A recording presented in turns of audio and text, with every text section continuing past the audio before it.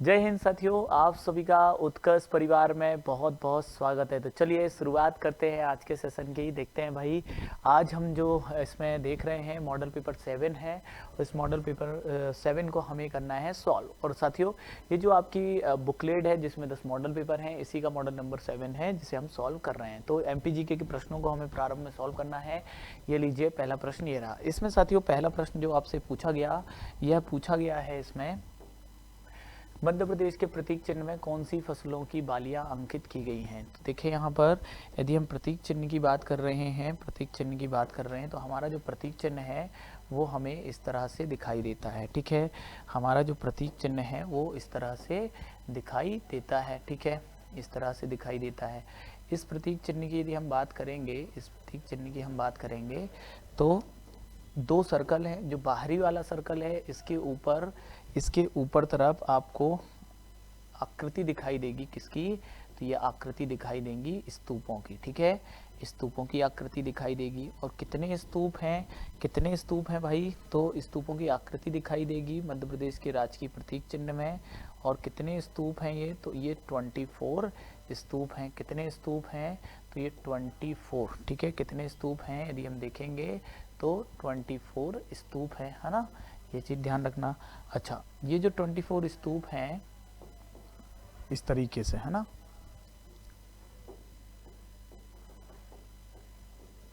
बाहरी आवरण में स्तूपों की आकृति है।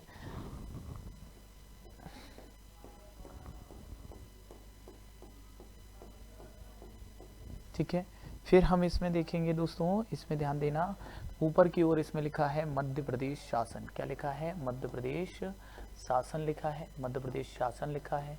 नीचे की ओर सत्यमेव जयते लिखा है, सत्यमेव जयते लिखा है, सत्यमेव जयते लिखा है। यदि हम देखेंगे इसमें तो बीचों बीच में एक वृक्ष बना हुआ है। और ये वृक्ष कौन सा है? तो ये है बरगद का वृक्ष। ठीक है, बरगद का वृक्ष। और इसी जो दो सर्कल है इनके बीच वाला जो हिस्सा है, इसमें एक ओर गेहूं और दूसरी ओर धान की बालियां। ठीक है, तो ध्यान रखना, ये गेहूं और धान की बालियां हैं, गेहूं और धान की बालियां हैं। बीच में बरगद का वृक्ष है, बरगद का वृक्ष है। और फिर हम देखें कितने स्तूप हैं? 24 स्तूप हैं। ठीक है, 24 स्तूप हैं। और यदि हम देखेंगे तो ये जो हमारा हम देख रहे हैं कि जो ये प्रतीक चिन्ह है, इस प्रतीक चिन्ह के बीचों बीच में इस लोकेशन पर क्या है? अशोक चिन्ह बना हुआ है। तो साथियों, ये पूरा एक कंप्लीट हमारा क्या बनता है? मध्य प्रदेश का राजकीय चिन्ह बनता है। ठीक है, तो मध्य प्रदेश के राजकीय चिन्ह के बाहरी आवरण पर क्या है? स्तूप। कितने स्तूप? 24 स्तूप। बालियां कौन कौन सी? गेहूं और धान की बालियां। ऊपर मध्य प्रदेश शासन, नीचे सत्यमेव जयते लिखा। आंसर इसमें क्या होगा? गेहूं और धान की बालियां। आंसर हो रहा है ए इज अ राइट आंसर। ठीक है, ये भी ध्यान रखना, महेश्वरी जी ने इसका डिजाइन दिया है। नहीं, देखो, वर्तमान मध्य प्रदेश के साथ सीमा साझा करने वाले राज्यों की कुल संख्या कितनी है? वर्तमान मध्य प्रदेश के साथ सीमा साझा करने वाले राज्यों की कुल संख्या, यदि हम वर्तमान में मध्य प्रदेश का, हमारे प्यारे मध्य प्रदेश का यदि हम मैप देखेंगे तो हमें मैप कुछ इस तरीके से दिखाई पड़ता है। हमारे प्यारे मध्य प्रदेश का मैप हमें कुछ इस तरीके से दिखाई पड़ता है साथियों। ठीक है, ये जो हम मैप देख रहे हैं ये हमारे प्यारे मध्य प्रदेश का मैप। इसमें यदि हम देखें तो ये हो गया, इधर पे हम देखेंगे तो लाइक इस तरीके से, है ना, ये हमारे मध्य प्रदेश का क्या है? मैप है। तो ये हो गया क्या? उत्तर प्रदेश। ये हो गया क्या? राजस्थान। ठीक है, ये है आपका छत्तीसगढ़। पूर्व में छत्तीसगढ़, पश्चिम में क्या है? गुजरात। पश्चिम में क्या है? गुजरात। और दक्षिण में क्या है? एमएच मतलब महाराष्ट्र। मध्य में क्या है? एमपी। ठीक है, तो एमपी के वर्तमान में कितने राज्यों से सीमा लगी हुई है एमपी की? तो एमपी की 1 2 3 4 और 5, तो 5 राज्यों से लगी है। आंसर इसमें क्या हो जाएगा? 5 इज द राइट आंसर। यदि हम बात करें दोस्तों, यदि हम बात करें सर्वाधिक जिले किसके साथ लगे हैं? यूपी के साथ। कितने जिले लगे हैं? 14 जिले लगे हैं, 14 जिले लगे हैं। राजस्थान के साथ हम बात करेंगे तो राजस्थान के साथ हमारे 10 जिले लिखते हैं। लेकिन सीमा की लंबाई के आधार पर सर्वाधिक सीमा किसके साथ लगी हुई है? राजस्थान। गुजरात के साथ 2 जिलों की सीमा लगी हुई है, 2 जिलों की सीमा ये गुजरात के साथ लगी हुई है। महाराष्ट्र के साथ हम देखते हैं तो अब महाराष्ट्र के साथ भी 10 जिले, क्योंकि पांडुरना की भी लगेगी ना, पहले 9 की लगती थी, अब कितने की लगेगी, 10 की लगेगी। और छत्तीसगढ़ के साथ कितने, 7 जिलों की सीमा लगती है। इस प्रकार हम देखेंगे कि हमारे वर्तमान में कितने, 5 राज्यों के साथ सीमा लग रही है। अच्छा, इसमें यदि हम बात करेंगे तो ध्यान रखना 1 नवंबर 2000 से पहले, 1 नवंबर 2000 से पहले हमारी जो सीमा है वो कितने से लगती थी, 7 राज्यों से लगती थी, ठीक है। अच्छा, 1 नवंबर 2000 से पहले छत्तीसगढ़ तो था नहीं, लेकिन यूपी, राजस्थान, गुजरात और महाराष्ट्र थे, तो 4 ये थे। 3 और कौन कौन से लगती थी, तो देखो बिहार से भी लगती थी हमारी उस समय, बिहार के अलावा उड़ीसा से लगती थी, और किससे लगती थी, आंध्र प्रदेश से। तो ऐसे 4 और 3 ये हो जाते थे, तो टोटल कितने हो जाते थे, 7 राज्यों से लगती थी। 1 नवंबर 2000 से पहले 7 राज्य, वर्तमान में देखेंगे तो कितने राज्य, वर्तमान में 5 राज्यों से हमारी सीमा लगती है, ठीक है, ये ध्यान रखना। नेक्स्ट देखते हैं, निम्नलिखित कथनों में से कौन सा कथन असत्य है। मध्य प्रदेश के उत्तर दिशा में उत्तर प्रदेश की सीमा लगती है, उत्तर दिशा में, ठीक है। पूर्व दिशा में छत्तीसगढ़ की सीमा लगती है। मध्य प्रदेश के दक्षिण में महाराष्ट्र की सीमा, मध्य प्रदेश के पश्चिम दिशा में राजस्थान और दिल्ली की सीमा लगती है। ये गलत है, ये बिल्कुल गलत है, दिल्ली से हमारी सीमा नहीं लगती है, ठीक है। पश्चिम, खासकर ये उत्तर पश्चिम होना चाहिए, उत्तर पश्चिम। राजस्थान से उत्तर पूर्व, पूर्व में, उत्तर में किससे लग रही है, तो उत्तर प्रदेश से लग रही है, ठीक है। पूर्व में छत्तीसगढ़, ठीक है। लेकिन डी जो है वो गलत है, क्योंकि दिल्ली के साथ नहीं लगती ना, ये मैप देख लो आप, ये मैप मैंने बनाया है, और दिल्ली के साथ नहीं लगती है, ठीक है। तो ये बात ध्यान रखना। पश्चिम में राजस्थान में नहीं, पश्चिम में गुजरात है, उत्तर पश्चिम में हम देखेंगे राजस्थान, ठीक है। तो ये ध्यान रखना। चलो, सेंट्रल प्रोविंस की कौन सी एकमात्र रियासत वर्तमान मध्य प्रदेश में सम्मिलित है। देखें, यदि हम बात करें central province and Berar, central province and Berar, ये अंग्रेजों द्वारा शासित क्षेत्र था, आज़ादी के बाद हमें मिला। सेंट्रल प्रोविंस एंड बरार में 14 रियासतें जो थी वो कहाँ की थी, पूर्वी बघेलखंड, और कहाँ की थी, पूर्वी बघेलखंड के साथ यदि हम देखें तो ये कहाँ की थी, पूर्वी बघेलखंड और छत्तीसगढ़ की, ठीक है, छत्तीसगढ़ दंडकारण्य क्षेत्र की ये 14 रियासतें थी। इसमें एक रियासत और जो ऐड करी गई थी, एक रियासत जो थी वो थी कौन सी, मकडाई। कौन सी थी, मकडाई। और मकडाई को हम वर्तमान में किस नाम से जानते हैं, हरदा, ठीक है। अच्छा, सेंट्रल प्रोविंस एंड बरार की ये 15, कुल कितनी रियासतें इसमें थी, 15 रियासतें थी। 15 रियासतों को और मिलाया गया, पूर्वी बघेलखंड छत्तीसगढ़ की 14 और एक रियासत मकडाई, इनको मिलाया गया, और सेंट्रल प्रोविंस एंड बरार को पार्ट ए स्टेट का दर्जा दिया गया, पार्ट ए स्टेट का दर्जा दिया गया, ठीक है। इसकी राजधानी क्या बनाई गई थी, नागपुर बनाई गई थी, ठीक है। इसके पहले मुख्यमंत्री पंडित रविशंकर शुक्ल जी थे, ठीक है। तो अब देखो, इसके बाद हम देखते हैं मध्य प्रदेश का गठन हुआ 1 नवंबर 1956, और फिर 1 नवंबर 2000 को मध्य प्रदेश का विभाजन हुआ। तो जब विभाजन हुआ तो ये 14 रियासतें तो कहाँ चली गई हैं, वर्तमान छत्तीसगढ़ में। ये सभी जो 14 रियासतों वाला क्षेत्र था ये वर्तमान छत्तीसगढ़ में चला गया है, जबकि अब सेंट्रल प्रोविंस की एकमात्र रियासत मकडाई, हरदा कहाँ है, अभी वर्तमान मध्य प्रदेश में, नर्मदापुरम से पृथक करके 1998 में जिला भी बनाया गया। तो हरदा ये जो रियासत है ये वर्तमान में यदि हम देखेंगे कहाँ पर है दोस्तों, तो वर्तमान मध्य प्रदेश में सम्मिलित यदि हम बात करेंगे तो एकमात्र रियासत है मकडाई। कौन सी है भाई, मकडाई है, ये बात ध्यान रखना। आंसर क्या हो रहा है, C is the right answer, okay. चलो, नहीं देखो, निम्न में से कौन सा पठार मध्य उच्च प्रदेश के अंतर्गत शामिल नहीं है, कौन सा पठार मध्य उच्च प्रदेश के अंतर्गत नहीं है। अब जब हम देखते हैं मध्य प्रदेश का विभाजन, हम क्या पढ़ते हैं, मध्य प्रदेश का विभाजन, और इसमें हम पढ़ते हैं वृहद प्रदेश, क्या पढ़ते हैं, वृहद प्रदेश पढ़ते हैं, क्या पढ़ते हैं भाई, वृहद प्रदेश, ठीक है, वृहद प्रदेश। तो मध्य प्रदेश का जब हम विभाजन करते हैं तो सबसे पहले वृहद प्रदेश कौन कौन से हैं, 3 हैं। एक है मध्य उच्च प्रदेश, मध्य उच्च प्रदेश, ये वृहद प्रदेशों में आता है।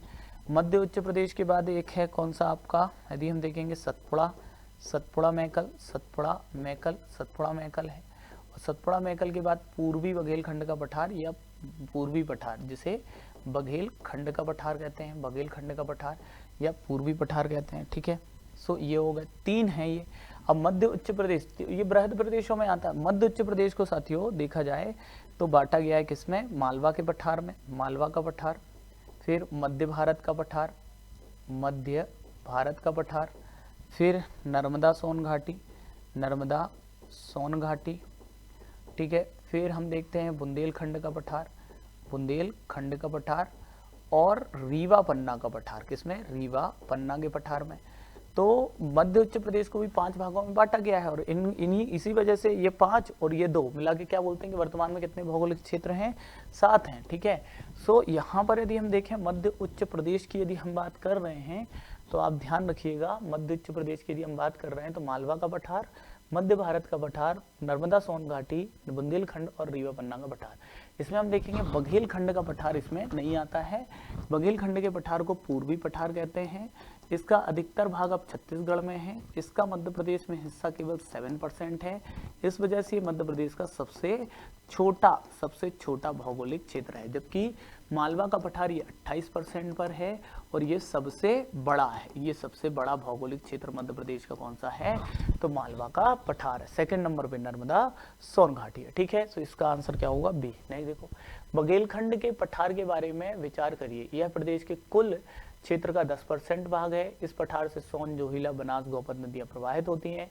इस पठार में चावल की खेती होती है, ठीक है। तो अब सही कूट का चयन करना है। इसमें हमें क्या बताना है दोस्तों, इसके बारे में सही कूट का क्या करना है, चयन करना है। अभी जस्ट थोड़ी देर पहले आप पिछले क्वेश्चन में देखो, मैंने बताया बघेलखंड का पठार कितने % पे है, 7, और यहाँ क्या लिखा है 10%, यहाँ क्या लिखा है 10%, यानी कि पहला वाला क्या है, गलत है कूट, जबकि दूसरा और तीसरा बिल्कुल ही क्या है, सही है। यानी कि आंसर क्या हो जाएगा, सी हो जाएगा, ठीक है।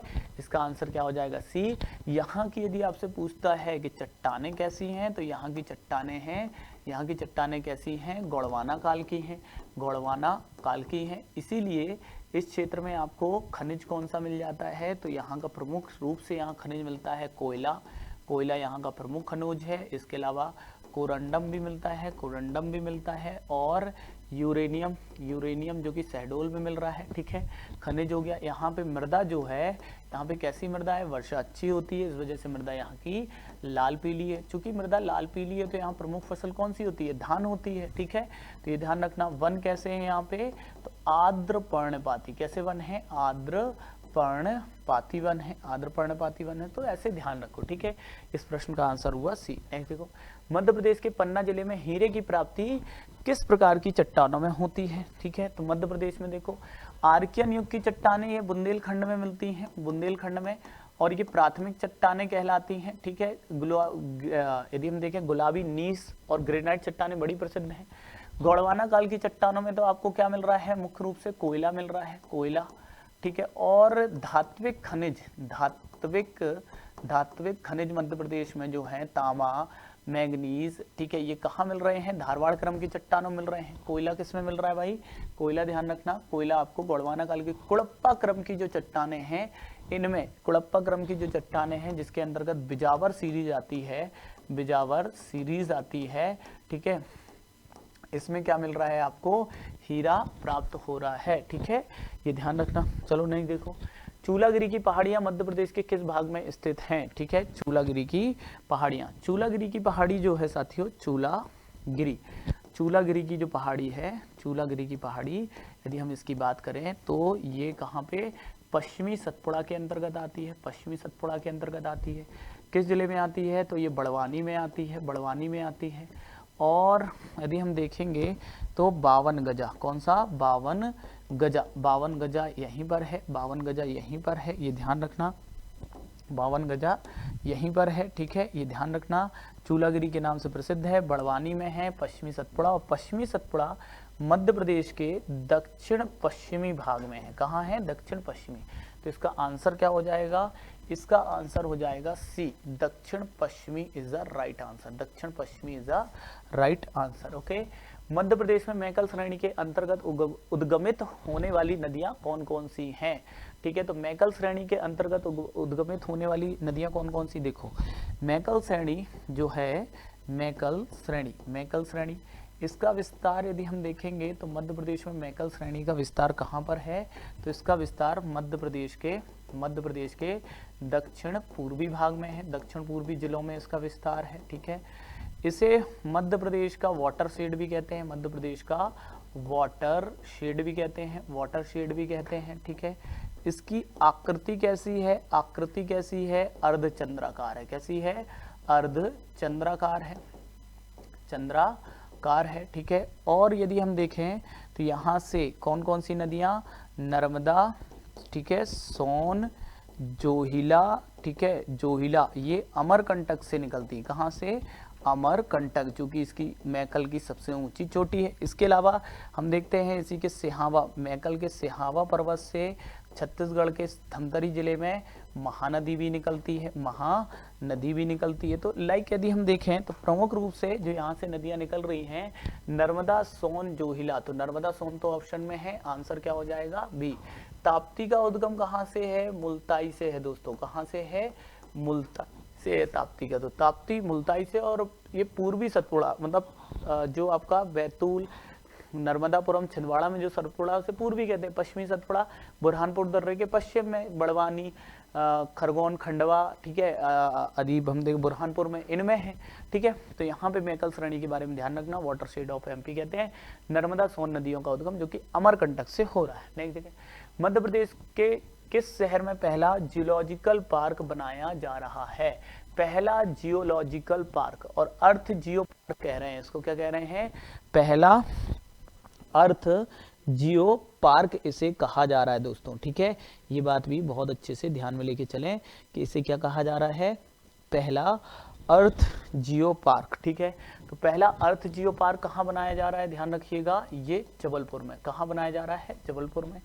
यदि हम देखेंगे जबलपुर में ये पार्क क्यों बनाया जा रहा है, तो जबलपुर में ही मध्य प्रदेश में पहली बार, जबलपुर में 1828 में, ठीक है, कर्नल स्लीमैन, ठीक है, जिन्होंने ठगी प्रथा का अंत किया था कटनी और जबलपुर के बीच, कर्नल स्लीमैन ने छावनी क्षेत्र, जबलपुर के छावनी क्षेत्र में किसकी खोज की थी, तो डायनासोर के अंडों की, डायनासोर के जीवाश्मों की खोज की थी, जीवाश्म खोजे पहली बार। ठीक है, मध्य प्रदेश में पहली बार 1828 में। फिर हम बात करते हैं तो हमें पता चलता है कि लम्हेटा, जो लम्हेटा घाट है, लम्हेटा घाट जो है कहाँ पे, जबलपुर में, लम्हेटा घाट से भी हमें क्या प्राप्त होता है, डायनासोर का जीवाश्म प्राप्त होता है। और ये कौन सा जीवाश्म है डायनासोर का, तो राजासोरस प्रजाति, राजा जो कि मांसाहारी डायनासोर है, राजासोरस इसका नाम दिया गया। ठीक है, और हम देखेंगे तो इसके भी खोजा गया। तो डायनासोर के बहुत सारे जीवाश्म हमें मध्य प्रदेश में मिलते हैं, जबलपुर में खासकर मिलते हैं, इसलिए जबलपुर में देश का पहला, इन लोकेशंस को हाईलाइट करने के लिए देश का पहला अर्थ जियो पार्क बनाया जा रहा है। जब आप यहाँ घूमने जाओगे तो इस अर्थ जियो पार्क में इन सभी स्थलों को आपको अच्छे से घुमाया जाएगा, आप इस पे अध्ययन रिसर्च कर सकते हो। तो देश का पहला अर्थ जियो पार्क कहाँ बनाया जा रहा है, जबलपुर। डायनासोर जीवाश्म नेशनल पार्क, डायनासोर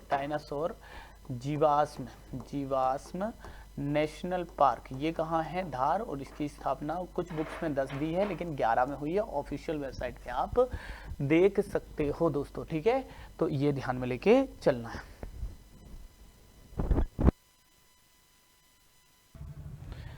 तो भाई इसके बाद अब हमें देखना है कि एक जिला एक उत्पाद, वन डिस्ट्रिक्ट वन प्रोडक्ट की बात की है। वन डिस्ट्रिक्ट वन प्रोडक्ट में अलीराजपुर जिले का पूछ रहे हैं ना, कि अलीराजपुर जिले से किस उत्पाद का चयन किया गया है, तो सीताफल, काबुली चना, गन्ना या बाजरा। तो काबुली चना तो दोस्तों कहाँ से है, दमोह से चयनित किया गया है। जबकि हम गन्ना की बात करेंगे तो गन्ना ये नरसिंहपुर का है। ठीक है, नरसिंहपुर, ठीक है, गन्ना अनुसंधान भी नरसिंहपुर के बवानी में। बाजरा कहाँ से लिया गया है, बाजरा भिंड से लिया गया है। जबकि हम सीताफल की बात करें तो ये अलीराजपुर से है। जबकि एक और है जम्बो सीताफल, यदि आपसे पूछे जम्बो सीताफल, तो जम्बो सीताफल में ध्यान रखना ये कहाँ से है, सिवनी से है। ठीक है, जम्बो सीताफल कहाँ से, सिवनी से है। यदि आपको सरबती पूछे, सरबती किसकी प्रजाति है, सरबती, तो सरबती साथियों ध्यान रखना, सरबती गेहूं की प्रजाति है। और मध्य प्रदेश में यह दूसरा कृषि उत्पाद है जिसे जीआई टैग मिला है 2023 में, जीआई टैग मिल गया है 2023 में। ठीक है, किस जिले को मिला है सरवती गेहूं के लिए जीआई टैग, तो ये मिला है सीहोर। इसे गोल्डन केरेन कहते हैं क्योंकि ये सुनहरा दिखाई देता है और खाने में हल्का मीठा होता है, इसलिए इसे सरवती कहा जाता है। ठीक है, नेक्स्ट देखते हैं होशंगाबाद का नाम बदल के कब नर्मदापुरम किया गया है। तो होशंगाबाद, देखो यदि आपसे इस तरीके से पूछता कि होशंगाबाद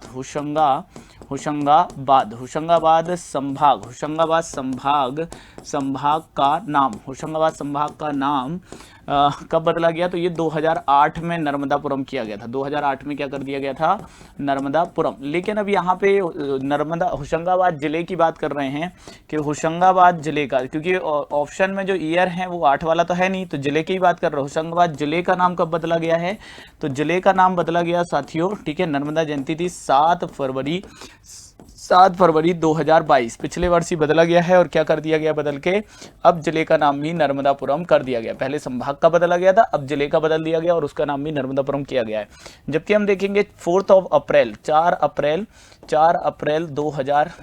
2022 को यदि हम देखें तो बाबई का भी नाम बदल के क्या कर दिया गया है, माखन नगर, क्या कर दिया गया है, माखन नगर किया गया है। ठीक है, ये ध्यान रखना। अब यदि हम देखेंगे तो आप ध्यान दीजिएगा कि इसमें यदि हम बात करेंगे तो टीकमगढ़ जिले का एक धाम था साथियों, जिसका शिवपुरी धाम नाम था। अब इससे क्या होता था, बड़ा कंफ्यूजन होता था। कई जब ये न्यूज आई भी तो कई विद्यार्थियों को लगा शिवपुरी जिले का नाम बदल गया, ऐसा नहीं, शिवपुरी धाम नाम था और इस शिवपुरी धाम का नाम क्या कर दिया गया है, कुंडेश्वर धाम कर दिया गया। ठीक है, क्या किया गया है, कुंडेश्वर धाम किसका नाम किया गया है, टीकमगढ़ जिले के शिवपुरी धाम का नाम बदल के कुंडेश्वर धाम किया गया है। हम सभी जानते हैं सीहोर की एक तहसील थी जिसका नाम है नसरुल्लागंज। ठीक है, क्या नाम है, नसरुल्लागंज। इस नसरुल्लागंज जो है, इसकी यदि हम यहाँ पर बात करें दोस्तों, इस नसरुल्लागंज की यदि हम यहाँ पर बात करें तो इसका नाम क्या कर दिया गया, भैरुंदा, जो कि इसके पहले भी नाम था इसका भैरुंदा। और हम सभी जानते हैं इस्लाम नगर का नाम बदल के क्या कर दिया गया है, जगदीशपुर। ठीक है, जगदीशपुर कर दिया गया। और जगदीशपुर की यदि हम बात करेंगे या इस्लाम नगर की बात करें, कहाँ का, भोपाल का। ठीक है, सो ऐसे कुछ नाम बदले गए हैं, वो ध्यान रखना। मध्य प्रदेश में भी इस्लाम नगर का जगदीशपुर, सीहोर के नसरुल्लागंज का भैरुंदा, टीकमगढ़ के शिवपुरी धाम का कुंडेश्वर, ठीक है, बाबई का नाम माखन नगर और होशंगाबाद जिले का नाम नर्मदापुरम कर दिया गया। ठीक है, ये ध्यान रखना। टीकमगढ़ जिला, ठीक है, टीकमगढ़ जिला या जिले का, ठीक है, टीकमगढ़ जिला। नेक्स्ट देखते हैं अगला प्रश्न, मध्य प्रदेश में दिव्यारण्य योजना का संबंध किससे। साथियों, दिव्यारण्य योजना जो है ये आयुष मंत्रालय, ठीक है, और आयुष चिकित्सा से संबंधित है। ठीक है, चिकित्सा से संबंधित है। और इसमें देखें तो जड़ी बूटियां, है ना, जड़ी बूटियों का संग्रह किया जाएगा इसके माध्यम से। और जब जड़ी बूटियों का संग्रह किया जाएगा तो कहाँ से, वन से। और वन से कौन करेंगे, जनजातीय युवा। ठीक है, जनजातीय युवा करेंगे। जनजातियों को अच्छी पहचान होती है किसकी, जड़ी बूटियों की। तो जनजातीय जो युवा होंगे वो इन जड़ी बूटियों का संग्रह करेंगे और वन विभाग तक पहुंचाएंगे और उससे वो आयुष विभाग के पास जाएगा, जिससे क्या होगा, इन जनजातीय युवाओं को रोजगार भी मिलेगा। ठीक है, रोजगार का सृजन भी हो रहा है कि वो इन जड़ी बूटियों का संग्रह करेंगे तो उन्हें भी बदले में पैसे मिलेंगे।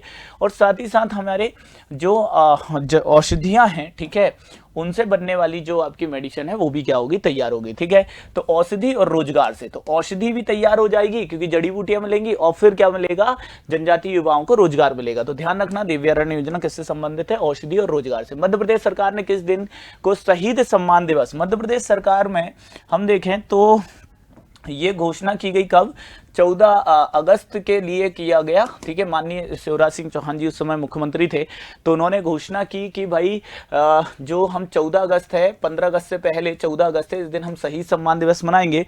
और जो भी 14 अगस्त के दिन हमारे जो मध्य प्रदेश के ग्रामीण अंचल हैं, शहर हैं, जिनके घर के कोई व्यक्ति या कोई सपूत ने अपने प्राण न्यौछावर किए हों भारत माता के लिए, हम सभी की रक्षा के लिए, तो उनके घर जाके उन्हें सम्मानित किया जाएगा। तो शहीद सम्मान दिवस 14 अगस्त को मनाने की घोषणा की गई है, ये ध्यान में लेके चलना। अच्छा प्रश्न है, एग्जाम में आ सकता है। किस मालवा के शासक ने, या मालवा के किस शासक ने होना चाहिए, वैसे तो ये मालवा के किस शासक ने मादक वस्तुओं पर प्रतिबंध लगा दिया था। साथियों यदि हम देखें तो मालवा में हम देखते हैं मालवा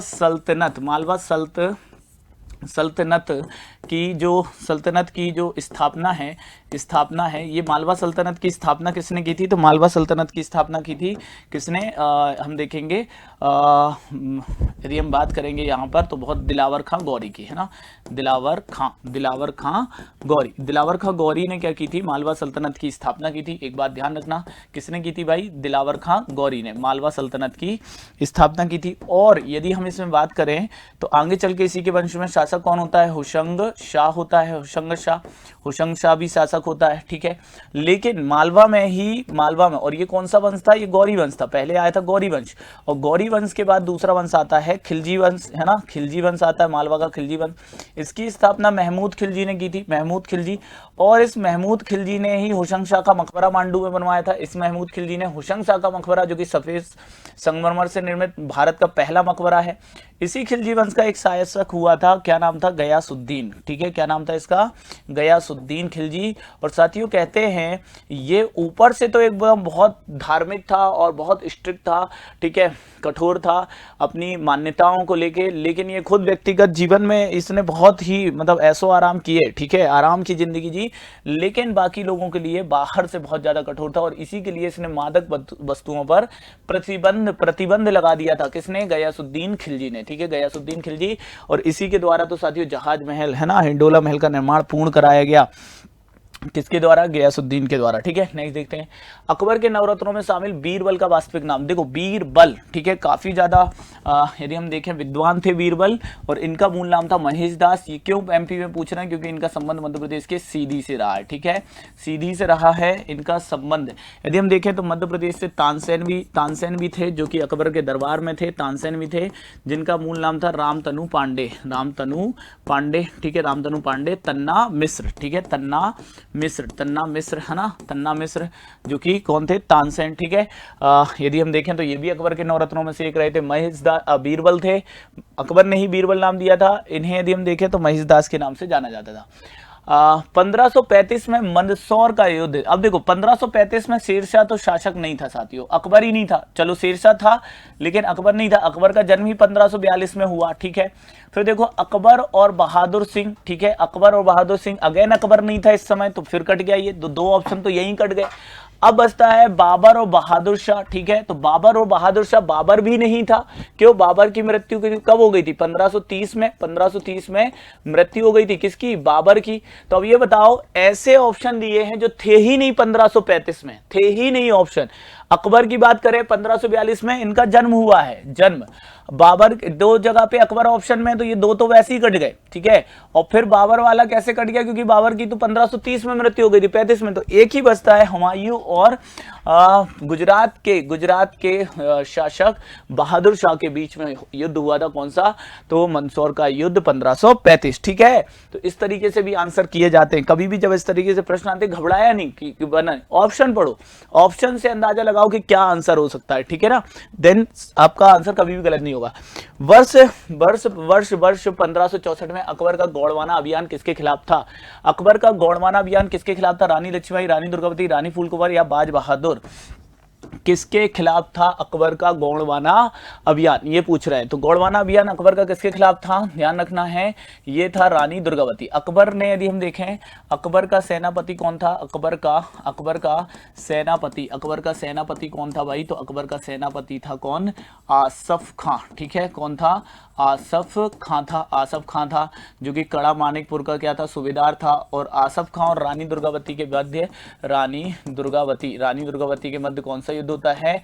नरई का युद्ध होता है, जिसमें रानी दुर्गावती लड़ते हुए वीर गति को क्या होती हैं? प्राप्त होती हैं। और इनकी समाधि, रानी दुर्गावती की समाधि कहाँ है भाई? तो जबलपुर में ही है, ठीक है, जबलपुर में है। इनका संग्रहालय जबलपुर में है, विश्वविद्यालय जबलपुर में, हवाई अड्डा जबलपुर में। रानी दुर्गावती टाइगर रिजर्व दमोह और सागर में है। रानी दुर्गावती अभ्यारण्य कहाँ पे है? दमोह में है, ठीक है। इतनी बातें आप बहुत अच्छे से ध्यान में लेके चलिएगा। तो रानी दुर्गावती के विरुद्ध अकबर ने, ठीक है, 1564 में, जबकि हम देखेंगे 1561 में सारंगपुर का युद्ध हुआ था। सारंगपुर का युद्ध हुआ था। ये अकबर के सेनापति, ठीक है, सूबेदार आदम खां, ठीक है, आदम खां और पीर मोहम्मद, और इस किसके बीच में? बाज बहादुर, मालवा के शासक बाज बहादुर के मध्य हुआ था, बाज बहादुर, ठीक है, ये ध्यान रखना है। है ना, मालवा का शासक बाज बहादुर था। तो ये 2 अभियान प्रमुख रूप से रखना। और अकबर का असीरगढ़ का अभियान, असीरगढ़ का अभियान अकबर ने कब किया था? 1600 और 1601 का, ठीक है, मतलब 16 दिसंबर 1600 से स्टार्ट किया था, जो कि जनवरी 1601 तक चला था असीरगढ़ का। और असीरगढ़ का इस समय शासक कौन था? मीरन बहादुर, ठीक है, फारूकी वंश का मीरन बहादुर शासक था। अकबर के विजय अभियानों पे काला धब्बा बन गई थी, विजय अभियानों पर काला धब्बा मानी जाती है असीरगढ़ की विजय, क्योंकि उसने इस किले के दरवाजे घूस दे के खुलवाए, यानी कि सोने की चाबियों से खोले, ये कहावत प्रचलित हुई, और बाद में यहाँ कत्लेआम भी करवा दिया, तो उसके विजय अभियानों पर काला धब्बा बन गई। आंसर इसमें लेकिन है बी। नेक्स्ट देखते हैं भाई, तो आप सबके लिए एक महत्वपूर्ण जानकारी है, ऑफिसर्स बैच हम लेकर आए हैं, जो कि 4 दिसंबर से स्टार्ट हो गया है। 3 ईयर फाउंडेशन बैच हम आपके लिए लेकर आए हैं, और 1 ईयर बैच लेकर आए हैं, जो कि 11 दिसंबर से स्टार्ट हुआ है।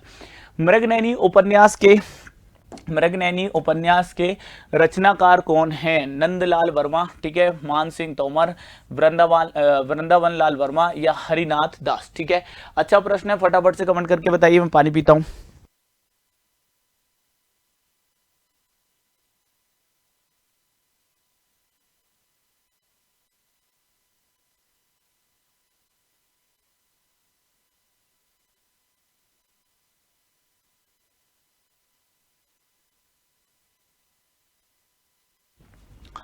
तो भाई इसमें किसने ये लिखा है?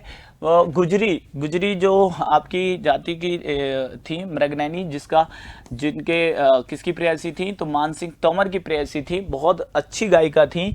वृंदावन लाल वर्मा ने उनके ऊपर उपन्यास मृगनयनी लिखा हुआ है, ठीक है। नेक्स्ट देखें, जबलपुर के समीप बाजना मठ का निर्माण, बाजना मठ कहां पर है भाई? जबलपुर में है, ये ध्यान रखेंगे, और इसका निर्माण संग्राम शाह ने करवाया था। संग्राम शाह अपने पिता की हत्या करके क्या बनता है? शासक बनता है, ठीक है, और गौड़ शासक था, ध्यान रखना। मूल नाम आमनदास था। गुजरात के शासक ने ठीक है, इस शासक ने इसे संग्राम शाह की उपाधि दी थी। संग्राम शाह की क्या दी थी? संग्राम शाह की उपाधि इसे दी थी, ठीक है। इसके यदि हम बात करेंगे, इसके सिक्कों पर इसे क्या कहा गया है? पुलत्स्य वंशी कहा गया है। इसके सिक्कों पर इसे पुलत्स्य वंशी कहा गया है।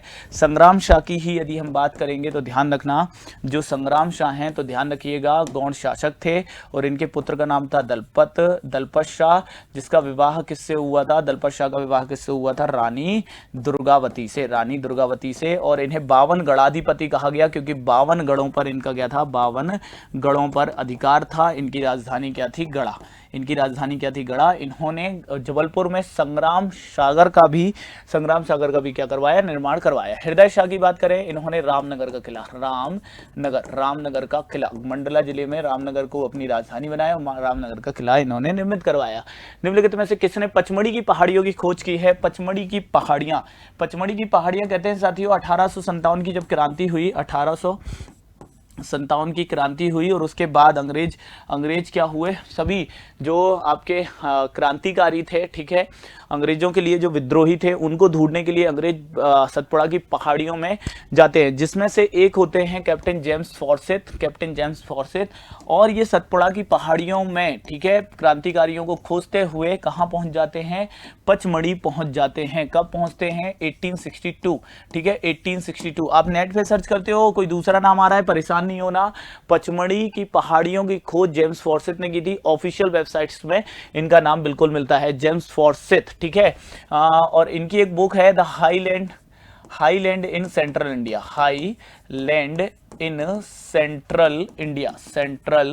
इंडिया, इनकी ये क्या है साथियों? बुक है। किसकी बुक है? Highland in central India, James Forsyth की बुक है। ये बात बहुत अच्छे से ध्यान रखना, highland in central India James Forsyth की बुक है। 1862 में जेम्स फॉरसेट की यदि हम बात करें तो इन्होंने ही पचमढ़ी की खोज की है, ठीक है। पचमढ़ी की यदि हम बात करेंगे तो 5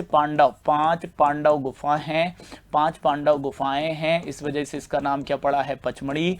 ये कहां पर है? तो सतपुड़ा पर्वत, सतपुड़ा पर्वत के सतपुड़ा श्रेणी के महादेव पर्वत पर है। कहाँ पर है? सतपुड़ा श्रेणी के महादेव पर्वत पर है। क्या भाई? तो ध्यान रखना पचमढ़ी। और पचमढ़ी की ही यदि हम बात कर रहे हैं तो ध्यान रखना जिला कौन सा है?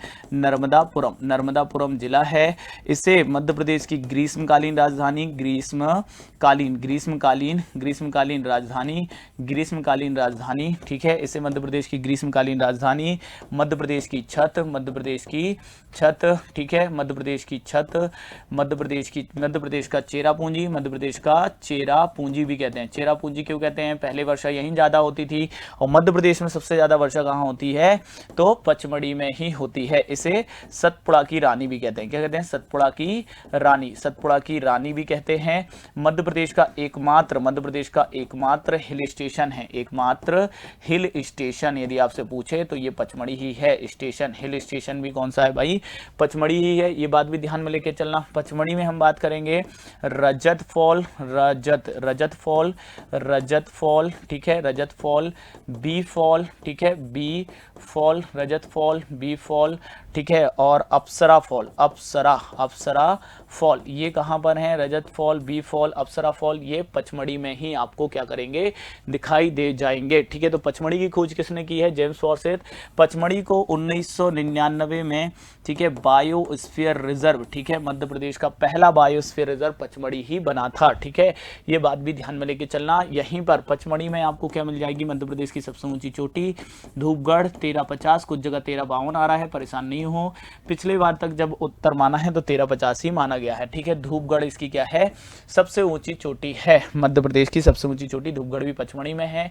पचमढ़ी में दूसरी ऊंची चोटी चौरागढ़ भी है। बड़े महादेव हैं, ठीक है, और नागद्वारी मंदिर है, हंडीखो है, इंदिरा प्रदर्शनी है, चंपक झील है, चंपक बंगलो है। श्री राम सहाय पांडे किस लोक नृत्य से संबंधित है? ये राई नृत्य से संबंधित है साथियों। ये प्रश्न इसलिए आया है क्योंकि इन्हें वर्ष 2022 का पद्मश्री दिया गया है। ठीक है, इनका संबंध मध्य प्रदेश के सागर डिस्ट्रिक्ट से है, सागर जिले से ये संबंधित हैं। राम सहाय पांडे जी राई नृत्य से संबंधित है। राई नृत्य के लिए मैं बात करूं तो राई नृत्य मध्य प्रदेश का राजकीय लोक नृत्य है, ठीक है, लोक नृत्य है। और इसे यदि हम देखेंगे मृदंग वादक, इसका वाद्य यंत्र क्या है? मृदंग है, तो मृदंग वादक इसे गति प्रदान करता है, मृदंग वादक गति प्रदान करता है। यदि हम देखेंगे तो राई जो नृत्य होता है, ठीक है, इसके मध्य में जो महिला होती है, मध्य में जो महिला होती है उसे बेड़नी कहा जाता है, ठीक है। राई नृत्य की यदि हम बात करेंगे तो आप बहुत अच्छे से ध्यान दीजिएगा। राई नृत्य की यदि हम बात करेंगे तो मध्य प्रदेश का राजकीय लोक नृत्य है, मुख्य रूप से बुंदेलखंड में किया जाता है। कहां पर किया जाता है? बुंदेलखंड, ठीक है, ये बात ध्यान रखना। यदि हम आपसे पूछ लें कि राम साहेब पांडे का संबंध किस लोक नृत्य से है, तो आंसर क्या करना है? राई ही करना है। ठीक है, चलिए नेक्स्ट देखते हैं मध्य प्रदेश का प्रसिद्ध, अच्छा, इस राई नृत्य में यदि हम देखें इसकी विराम अवस्था क्या कहलाती है? तो इसकी विराम अवस्था स्वांग कहलाती है। क्या कहलाती है? स्वांग, ठीक है, इसकी विराम अवस्था स्वांग कहलाती है। नहीं, देखिए मध्य प्रदेश का प्रसिद्ध संत हृदयराम प्राकृतिक एवं योग महाविद्यालय कहाँ है? भोपाल के बैरागढ़ में। साथियों कहां पर है? बैरागढ़ में, ठीक है, बैरागढ़ में है। ये बात बहुत अच्छे से ध्यान में लेके चलिएगा। ठीक है, नेक्स्ट देखते हैं किस स्थान को पर्यटकों का तीर्थ कहा जाता है? अमरकंटक को पर्यटकों का तीर्थ कहा जाता है। मध्य प्रदेश में यदि आपसे पूछा जाता है पर्यटन नगरी किसे कहते हैं? पर्यटन नगरी किसे कहते हैं? तो ये शिवपुरी को कहते हैं। मध्य प्रदेश की पहली पर्यटन नगरी का दर्जा किसे प्राप्त है? शिवपुरी को प्राप्त है। ये ध्यान रखना। मध्य प्रदेश में पर्यटकों का स्वर्ग, मध्य प्रदेश में पर्यटकों का स्वर्ग किसे कह रहे हैं? पचमढ़ी को कह रहे हैं साथियों। ठीक है, मध्य प्रदेश पर्यटकों का गोवा किसे कह रहे हैं? तो मध्य प्रदेश पर्यटकों का गोवा व हनुमंतिया को कहा जा रहा है, हनुमंतिया टापू को कहा जा रहा है, जो कि कहाँ है? मध्य प्रदेश के खंडवा डिस्ट्रिक्ट में आता है हनुमंतिया टापू। ठीक है, यदि हम देखेंगे कि मूर्ति शिल्पकला का तीर्थ, मूर्ति शिल्पकला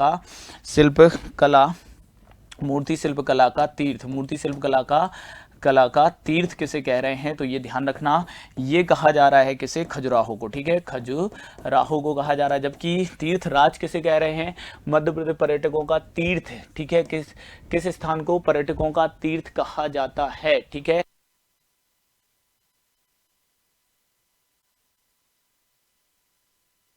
तीर्थराज है ना, तीर्थ या तीर्थराज है ना, मध्य प्रदेश पर्यटकों का तीर्थराज, तीर्थराज ये कैसे कहा जाता है, तो ये ध्यान रखिएगा, ये कहा जाता है अमरकंटक, ठीक है। अब यहाँ पर मैं अमरकंटक के बारे में कुछ चीज़ें बता देता हूँ जल्दी से, देखिएगा। अमरकंटक, अमरकंटक की बात करेंगे तो अमरकंटक किस जिले में है, अनूपपुर जिले में है, अनूपपुर जिले में है। तहसील कौन सी है, पुष्पराजगढ़ है, पुष्पराजगढ़ है, पुष्पराजगढ़ है, ठीक है। अमरकंटक किस पर्वत श्रेणी में है, तो ये मैकल श्रेणी में स्थित है, मैकल श्रेणी में स्थित है, ठीक है, मैकल श्रेणी में स्थित है। और मैकल की सबसे ऊंची चोटी भी है, सबसे ऊंचा स्थल भी है, सबसे ऊंची चोटी, सबसे ऊंची चोटी भी है। क्या है भाई मध्य प्रदेश में सबसे ऊंची चोटी, मैकल की सबसे ऊंची चोटी तो अमरकंटक है, मैकल की सबसे ऊंची चोटी, ओके। यहाँ से यदि हम देखेंगे नर्मदा, सोन और जोहिला का क्या होता है, जोहिला का उद्गम होता है, जोहिला का उद्गम भी होता है, नर्मदा, सोन, जोहिला का उद्गम भी होता है। कहाँ से होता है भाई, अमरकंटक से ही तो होता है। अमरकंटक में आपको सर्वोदय जैन मंदिर भी मिलता है, सर्वोदय जैन मंदिर भी मिलता है, सर्वोदय जैन मंदिर भी मिलता है। अमरकंटक में ही यदि हम बात करेंगे तो इंदिरा गांधी जनजाति विश्वविद्यालय भी, इंदिरा गांधी जनजाति विश्वविद्यालय, इंदिरा गांधी जनजाति विश्वविद्यालय, ये भी कहाँ पर है, तो भाई ये भी अमरकंटक में ही तो है, ठीक है। यदि हम अमरकंटक की बात करेंगे तो कपिल धारा, नर्मदा नदी पर कपिल धारा और दुग्ध धारा वाटरफॉल भी आपको कहाँ देखने के लिए मिल जाएंगे, अमरकंटक में ही देखने मिल जाएंगे। यहाँ पे बॉक्साइट का उत्पादन होता है और यहाँ का बॉक्साइट कहाँ भेजा जाता है, रेणुकूट में भेजा जाता है, इसलिए मध्य प्रदेश का रेणुकूट भी किसे कहा जाता है, अमरकंटक को कहा जाता है। इतनी बात आप अमरकंटक के बारे में भी ध्यान में लेके चलेंगे, कोई प्रश्न आएगा तो बनना चाहिए आपसे, ठीक है। चलिए नेक्स्ट देखें। मध्य प्रदेश में नगर पालिकाओं में अनुसूचित जनजातियों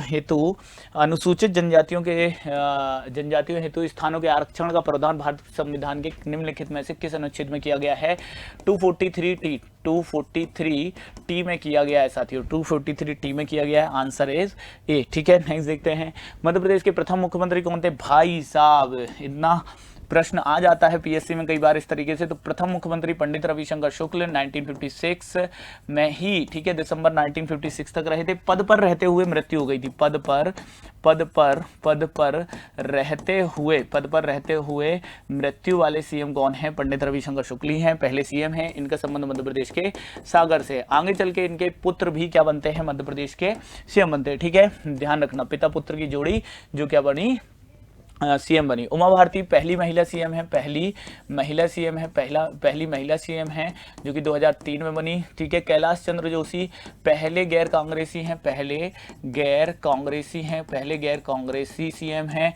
और राजा नरेश चंद्र 13 दिन के लिए, ठीक है, 13 दिन के लिए क्या बने थे, तो सीएम बने थे सबसे कम समय के लिए। और पहले आदिवासी, राजा नरेश चंद्र पहले मध्य प्रदेश के पहले आदिवासी सीएम, पहले आदिवासी सीएम कौन, राजा नरेश चंद्र, ठीक है। सो आंसर इसमें क्या हो रहा है, D is the right answer, okay. नहीं देखो, मध्य प्रदेश में सर्वप्रथम चीनी मिल की स्थापना कहाँ की गई थी, रतलाम के जावरा में की गई थी, रतलाम के जावरा में पहली चीनी मिल की स्थापना की गई थी, ठीक है। यदि हम देखें तो यदि आपसे पूछा जाता है कि भाई यदि आपसे पूछा जाता है जीवाजी शुगर मिल, ठीक है, जीवाजी शुगर मिल कहाँ पर है, तो जीवाजी शुगर मिल बताएं। फिर आपसे पूछा जाता है भोपाल शुगर मिल कहाँ पर है, भोपाल शुगर मिल कहाँ है, पीताम्बरा शुगर मिल कहाँ है, पीताम्बरा शुगर मिल। यदि आपसे ये पूछे जाते हैं तो ध्यान रखना, जीवाजी शुगर मिल कहाँ है, मंदसौर में है, भोपाल शुगर मिल सीहोर में है, ठीक है। और यदि आपसे पूछा जाता पीताम्बरा शुगर मिल तो ये दतिया में है, ठीक है, ये दतिया में। नेक्स्ट देखते हैं, अगले प्रश्न की ओर बढ़ते हैं। मध्य प्रदेश के वनों से प्राप्त तेंदुपत्ता, ठीक है, ऑक्सीलोन, ठीक है, ऑक्सीलोन बॉटनिकल नाम ऑक्सीलोन, ठीक है, पत्ता का उपयोग किस उद्योग में किया जाता है, तो बीड़ी उद्योग में किया जाता है भाई, बीड़ी बनाई जाती है।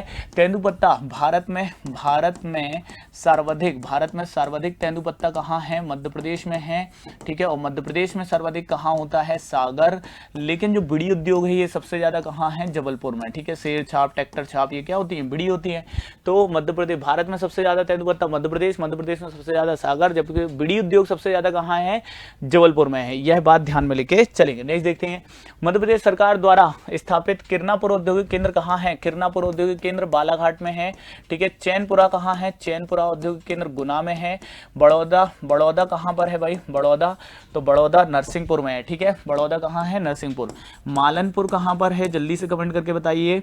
बानमोर कहाँ पर है, कमेंट करके बताइए, ठीक है। पीलू खेड़ी कहाँ है, पीलू खेड़ी ये कहाँ पर है, जल्दी से कमेंट करके बताइए, ठीक है। मालनपुर है ये, मालनपुर ये भिंड वाला, ठीक है। बानमोर, मुरैना, पीलू खेड़ी, राजगढ़, ठीक है। नेक्स्ट देखेंगे, अपनी मध्य प्रदेश में अपनी बस सूत्र सेवा योजना का प्रारंभ कब किया गया, अपनी बस सूत्र सेवा योजना का प्रारंभ मध्य प्रदेश में कब किया गया, जल्दी से फटाफट से कमेंट करके बता दीजिए भाई। अपनी बस सूत्र सेवा योजना का शुभारंभ मध्य प्रदेश में कब किया गया, ठीक है।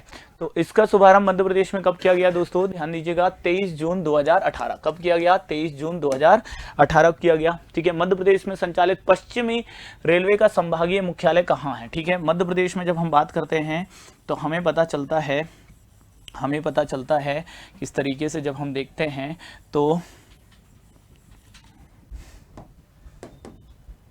ये जो हिस्सा है ये उत्तर मध्य में आता है, ठीक है। फिर ये जो हिस्सा है ये दक्षिण पूर्वी मध्य में आता है, जिसका रेलवे जोन बिलासपुर है। इसका रेलवे जोन कहाँ है, प्रयागराज है। उत्तर मध्य प्रयागराज, दक्षिण पूर्वी मध्य कहाँ है, बिलासपुर, ठीक है। रेलवे जोन तो बिलासपुर। फिर मध्य रेलवे आता है, मध्य रेलवे आता है, ठीक है। इसका मध्य रेलवे का कहाँ है, मुंबई में है, वैसे तो मुंबई में है, ठीक है। और फिर आता है पश्चिम रेलवे जोन, और इसका भी कहाँ पर है, चर्च गेट, मतलब मुंबई में है, ठीक है। लेकिन मध्य प्रदेश में यदि हम देखें तो मध्य प्रदेश में एकमात्र रेलवे जोन आता है पश्चिम मध्य रेलवे, और पश्चिम मध्य रेलवे की यदि हम बात करेंगे तो इसका हेडक्वार्टर कहाँ है, मध्य प्रदेश में जबलपुर। तो मध्य प्रदेश में एकमात्र रेलवे जोन का हेडक्वार्टर है पश्चिम मध्य रेलवे जोन जबलपुर। लेकिन उत्तर मध्य का संभागीय रेलवे कहां पर है, संभागीय वो कहां पर है, ग्वालियर में, ठीक है। वो कहां आ जाता है, ग्वालियर में आ जाता है। उत्तर मध्य का ग्वालियर में।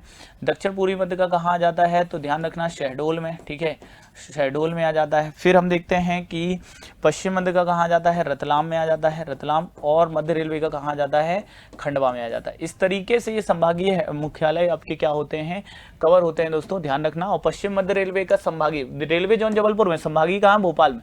तो पश्चिम रेलवे जोन का संभागीय मुख्यालय कहाँ है, रतलाम। नेक्स्ट देखते हैं, मध्य प्रदेश के किस जिले में महिला साक्षरता दर सबसे ज्यादा, ये कहाँ पर है, भोपाल में है, लगभग 74, ठीक है।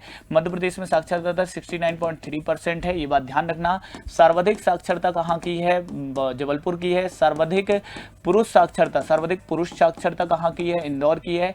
सर्वाधिक सर्वाधिक जनजाति साक्षर जिला कहाँ पर है, तो सर्वाधिक जनजाति साक्षर जिला कौन सा है, बालाघाट, ठीक है। नेक्स्ट देखते हैं, अगला प्रश्न देखिएगा भाई, अगला प्रश्न देखिएगा, मध्य प्रदेश के किन शहरों को भारतीय इलेक्ट्रॉनिक और मैन्युफैक्चरिंग क्लस्टर हेतु चुना गया है, तो ये चुना गया है भोपाल और जबलपुर को। किससे चुना गया दोस्तों, भोपाल और जबलपुर को चुना गया है इसके लिए, ठीक है।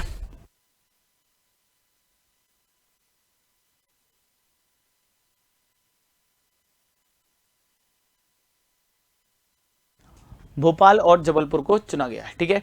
तो दोस्तों ये था आपका मॉडल पेपर 7 जिसको हमने यहाँ पे सॉल्व किया। अब आप आगे के प्रश्नों को सॉल्व करेंगे, ठीक है। तो जुड़े रहिए सेशन से, सेशन को लाइक और शेयर जरूर करिएगा अपने सभी साथियों को, और मॉडल पेपर को भी अच्छे से लगाइए, अच्छी प्रैक्टिस करिए, निश्चित रूप से आपको सफलता मिलेगी। थैंक यू सो मच, जय हिंद। नमस्कार दोस्तों, आज मॉडल पेपर 07 पर चर्चा कर रहे हैं हम लोग। पॉलिटी और कमीशन पर हमारी बातें होंगी। तो भाई पहले वाले एक्सपर्ट से मिल चुके हैं, आप लोग बढ़िया शानदार सवालों के जवाब दे रहे थे, मैं देख रहा था।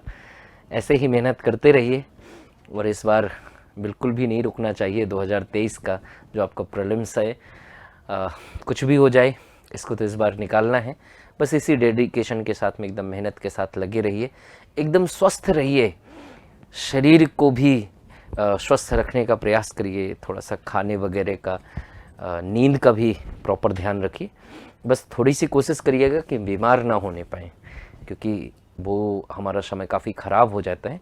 तो उसका विशेष ध्यान दें और जुनून के साथ में, मेहनत के साथ में ये सोच करके तैयारी करें कि सारी ताकत लगा करके मेहनत कर रहा हूँ, पूरा समय दे दीजिए, क्योंकि बाद में तो समय ही समय होगा। एक बार चयनित होने के बाद में तो एक बार पूरा समय लगाइए और पूरी ताकत के साथ में जोर लगा के हैसा वाली ताकत दिखा दीजिए, तो पक्का है चयन हो जाएगा और एकदम हम उम्मीद करते हैं कि रिज़ल्ट बहुत शानदार होगा। सवाल की चर्चा शुरू करते हैं।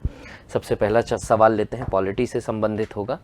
उच्च न्यायालय का वर्णन संविधान के भाग 6 के अंतर्गत 214 से 237 यानी कि 231 तक तो सुप्रीम कोर्ट है और 233 से लेकर के 237 तक कौन है? अधीनस्थ न्यायालय, लेकिन दोनों को शामिल किया जाता है, एक साथ ही शामिल किया जाता है, सही हो जाएगा। उच्च न्यायालय के मुख्य न्यायाधीश की नियुक्ति मुख्यमंत्री करते हैं, गलत बात है, राष्ट्रपति करते हैं। उच्च न्यायालय के मुख्य न्यायाधीश अपना त्यागपत्र राज्यपाल को देते हैं, ये भी गलत है, और इस वजह से केवल कथन क्या हो जाएगा? एक सही हो जाएगा, ये बात। अगला सवाल देख लेते हैं, लोकसभा के महासचिव की नियुक्ति कौन करता है? तो लोकसभा के जो महासचिव होते हैं उनकी नियुक्ति का जो आर्टिकल है संविधान में 98 है, और लोकसभा राज्यसभा में अलग अलग होता है, और इसके पास में बड़ा अधिकार होता है, सदन की प्रक्रियाओं से संबंधित लोकसभा के अध्यक्ष करते हैं, प्रशासनिक अधिकारी है। किस प्रधानमंत्री के कार्यकाल के दौरान दो उप प्रधानमंत्री रहे? तो वो थे मोरारजी देसाई, जिनके समय पर चौधरी चरण सिंह और जगजीवन राम दो उप प्रधानमंत्री ने काम किया। एक का नाम था जगजीवन राम और दूसरे का नाम था चौधरी चरण सिंह। और ऐसे भी एक उप प्रधानमंत्री हैं जो दो प्रधानमंत्रियों में रहे, उनका नाम है देवीलाल। और देवीलाल दो प्रधानमंत्रियों में रहे, एक का नाम था वीपी सिंह और दूसरे का नाम था चंद्रशेखर सिंह। तो ये दोनों ही बलिया और यूपी से दोनों ही बिलोंग करते थे। तो आंसर क्या हो जाएगा? मोरारजी देसाई। अगला सवाल देख लीजिए भाई, किस संविधान संशोधन अधिनियम द्वारा लोकसभा तथा विधानसभाओं की सीटों की संख्या 2026 तक स्थायी कर दी गई थी? वो है 84वां संविधान संशोधन मोदी सरकार के द्वारा किया गया 2001 में, और इसी से इस बात को क्या किया गया भाई? निर्धारित किया गया। अगला सवाल देखिए भाई, भारतीय संविधान की 8वीं अनुसूची में कौन सी भाषा वर्ष 2003 में नहीं शामिल हुई? 92वां संविधान संशोधन हुआ और इसमें शामिल की गई थी DVMS, डेटाबेस मैनेजमेंट सिस्टम, नहीं, डोंगरी, बोडो, मैथिली, संथाली। तो इनमें से कौन सी है भाई? ये कोंकणी तो शामिल हुई थी 71वें संविधान संशोधन से, मणिपुरी भी, सिंधी 21वें से। आंसर क्या हो जाएगा? संथाली। अगले सवाल पर चर्चा करते हैं, विधानसभा अध्यक्ष अपना त्यागपत्र किसको देगा? विधानसभा के उपाध्यक्ष को। यह क्या देता है भाई? रिजिग्नेशन देता है। अगले सवाल पर चर्चा कर लेते हैं भाई, निम्नलिखित में से कौन सा युग में सुमेलित नहीं है? तो मॉर्ले मिंटो सुधार सही है भाई, 1909। भारत शासन अधिनियम 1935, संघीय सरकार, कैबिनेट मिशन, संविधान सभा का गठन। तो क्या आंसर हो जाएगा? साइमन कमीशन, क्योंकि भारत का विभाजन हुआ था। जो भारत का विभाजन हुआ था वो किससे हुआ था भाई? माउंटबेटन योजना से। और ये जो माउंटबेटन योजना है, ये माउंटबेटन योजना आई थी 3 जून 1947 को, 1947 को। अगला देखो भाई, भारत के राष्ट्रपति की आपातकालीन शक्तियां निम्नलिखित में से किस देश से ली गई हैं? किस देश से ली गई हैं आपातकालीन? तो वीमर संविधान होता है, वाइमर संविधान होता है जर्मनी का, और आर्टिकल 358 और 359 जो मौलिक अधिकारों के स्थगन से संबंधित होते हैं। तो हमने कहाँ से लिया भाई? अमेरिका, जर्मनी से। अगला, MPPSC मेंस बैचेस के बारे में जानकारी है। 4 जनवरी से स्टार्ट हो रहा है mains target test series. Answer writing program भी 4 जनवरी से स्टार्ट होगा, और साथ में साइंस और टेक के लिए स्पेशल पेपर स्टार्ट होगा 8 जनवरी से। फीचर्स लिखे हुए हैं उत्कर्ष के बारे में। आप हर्षदीप आर्केड आ सकते हैं या फिर स्कैन करके जानकारी प्राप्त कर सकते हैं। कमीशन, इसके बाद में कमीशन से संबंधित, तो भारत के एकमात्र मुख्य चुनाव आयुक्त जो अंतर्राष्ट्रीय न्यायालय के न्यायाधीश रहे, और उनका नाम है नागेंद्र सिंह। प्रशासनिक अधिकारी के रूप में काम किया इन्होंने, और डॉक्टर नागेंद्र सिंह पहले भारतीय CEC हैं जिन्होंने अंतर्राष्ट्रीय न्यायालय हेग जो स्थित है नीदरलैंड में, वहां पर काम किया। इसके बाद में अगला है, मध्य प्रदेश राज्य चुनाव निर्वाचन आयोग का संचालन करता है। किस किस का संचालन करता है भाई? तो ये संचालन करता है नगरीय निकायों का, यानी कि दो आर्टिकल हैं, आर्टिकल 243 के और आर्टिकल 243 जेड ए। के में पंचायतों का और 243 जेड ए में नगर पंचायतों का करता है, ये आंसर हो जाएगा। अगला भाई, निम्नलिखित में से कौन संघ लोक सेवा आयोग के अध्यक्ष नहीं रहे? तो रॉस बारकर तो पहले ही थे, आयर गॉर्डन थे, पैट्री थे, डेविड पैट्री थे, एनएस राव नहीं रहे, एनएस राव नहीं रहे। अगला सवाल, निम्नलिखित में से कौन विशेष परिस्थिति में राज्य लोक सेवा आयोग के किसी सदस्य को कार्यवाहक अध्यक्ष के रूप में नियुक्त कर सकता है? तो राज्य लोक सेवा आयोग, यह अधिकार किसको है भाई? राज्यपाल को यह अधिकार है कि वह कार्यवाहक नियुक्त कर सकते हैं। नियंत्रक एवं महालेखा परीक्षक की टीका टिप्पणी पर उचित कार्रवाई करने का अधिकार, ऑब्वियसली यह किसको अधिकार होगा भाई? संसद को अधिकार होगा, क्योंकि रिपोर्ट कहाँ जाती है भाई? संसद के पटल पे जाती है और संसद के सदस्यों से बनती है एक समिति जिसका नाम है लोक लेखा समिति। अगले सवाल पर चलते हैं। नीति आयोग के मुख्य कार्यकारी अधिकारी की नियुक्ति किसके द्वारा की जाती है? तो प्रधानमंत्री के द्वारा की जाती है, प्रधानमंत्री करते हैं। और कौन है भाई वर्तमान में? सीईओ। इसको लिख करके एक बार देखिएगा। इसके बाद में अगला देखिए, राष्ट्रीय मानवाधिकार आयोग के वर्तमान अध्यक्ष कौन है? तो वर्तमान अध्यक्ष हैं भाई अरुण कुमार मिश्रा, और पहले कौन थे भाई? रंगनाथ मिश्रा। अगले सवाल पर चलते हैं भाई, मध्य प्रदेश बाल अधिकार संरक्षण आयोग के संबंध में कौन सा विकल्प सही है? सही विकल्प छांटना है। यह एक नख दंत विहीन निकाय है, बिल्कुल सही है। इसके दृष्टिकोण में अंतर्राष्ट्रीय कन्वेंशन शामिल होता है, सही है। यह वर्ष 2007 में पारित अधिनियम द्वारा अस्तित्व में आया, यह भी सही है। और इस वजह से डी इज द क्या हो जाएगा? राइट आंसर हो जाएगा। निम्नलिखित में से कौन सा कथन केंद्रीय सूचना आयोग के बारे में सही है? यह एक स्वतंत्र निकाय है, बिल्कुल सही बात है। संवैधानिक निकाय नहीं है, सही है। संविधान के अनुच्छेद 68 तो उपराष्ट्रपति से संबंधित है, यही इसका क्या हो जाएगा? गलत हो जाएगा। इसकी स्थापना शासकीय अधिसूचना के माध्यम से हुई, तो सी गलत हो जाएगा। राष्ट्रीय हरित न्यायाधिकरण के अध्यक्ष और सदस्यों से संबंधित कौन सा विकल्प नहीं है? तो विशेषज्ञ सदस्य 65 वर्ष की आयु प्राप्त कर लेने के पश्चात पद धारण नहीं करेंगे, ठीक है भाई, सही है। उच्च न्यायालय के मुख्य न्यायाधीश या सेवानिवृत्त न्यायाधीश अधिकरण के न्यायिक सदस्य के रूप में 70 वर्ष नहीं है बेटा, यहाँ पर 67 वर्ष है, तो इस वजह से यही गलत हो जाएगा कि आयु पर धारण करेंगे। उच्चतम न्यायालय के न्यायाधीश सेवानिवृत्त न्यायाधीश अधिकरण के अध्यक्ष या न्यायिक सदस्य के रूप में 70 वर्ष तक पद धारण करेंगे, सही है। उच्च न्यायालय के न्यायाधीश सेवानिवृत्त न्यायाधीश अधिकरण के अध्यक्ष या न्यायिक सदस्य के रूप में 67 वर्ष तक पद धारण करेंगे। तो इनमें से गलत कौन सा हो जाएगा? कौन सा विकल्प सही नहीं है? तो वो हो जाएगा बी। इसके बाद में चर्चा है एमपीपीएससी फाउंडेशन बैच के बारे में। ये 3 ईयर जो हमारे प्रोग्राम हैं उससे संबंधित हैं और कोशिश की गई है। जो बैचेस हैं उस बैचेस में क्या क्या है? ऑफिसर बैच है जिसमें टारगेट किया जाता है, जिसमें टारगेट है प्री प्लस मेंस के बारे में। 4 दिसंबर से स्टार्ट होगा, उसका नाम होगा ऑफिसर बैच। 1 ईयर जो बैच होते हैं उसमें है pre plus mains plus interview और स्टार्ट हो रहे हैं 11 दिसंबर से। और साथ में 3 ईयर जो फाउंडेशन बैच है आफ्टर 12th, उसमें आपको ये फीचर्स के साथ में आप ज्वाइन कर सकते हैं। उत्कर्ष को हर्षदीप आर्केड या उत्कर्ष टावर भोलाराम गेट के पास में आप विजिट कर सकते हैं। 24/7 हेल्पलाइन नंबर है, QR कोड से स्कैन कर सकते हैं। ये रही हमारी आज की चर्चा। मैं नए एक्सपर्ट को बुलाना चाहूँगा ज्योग्राफी के साथ में, वो आपसे चर्चा शुरू करेंगे और इस उम्मीद के साथ में कि यह चर्चा आपको मजबूत बनाएगी, मैं आप लोगों से विदा लूँगा। और लाइनें अंत में यही कहूँगा कि पूरी धरा भी साथ दे तो और बात है, तू जरा भी साथ दे तो और बात है। चलने को तो लोग एक पैर से भी चलते हैं, दोनों पैर साथ दे तो और बात है। मैं बुलाना चाहूँगा जियोग्राफी के एक्सपर्ट को। धन्यवाद। नमस्कार दोस्तों, फिर से आप सभी का बहुत बहुत स्वागत है।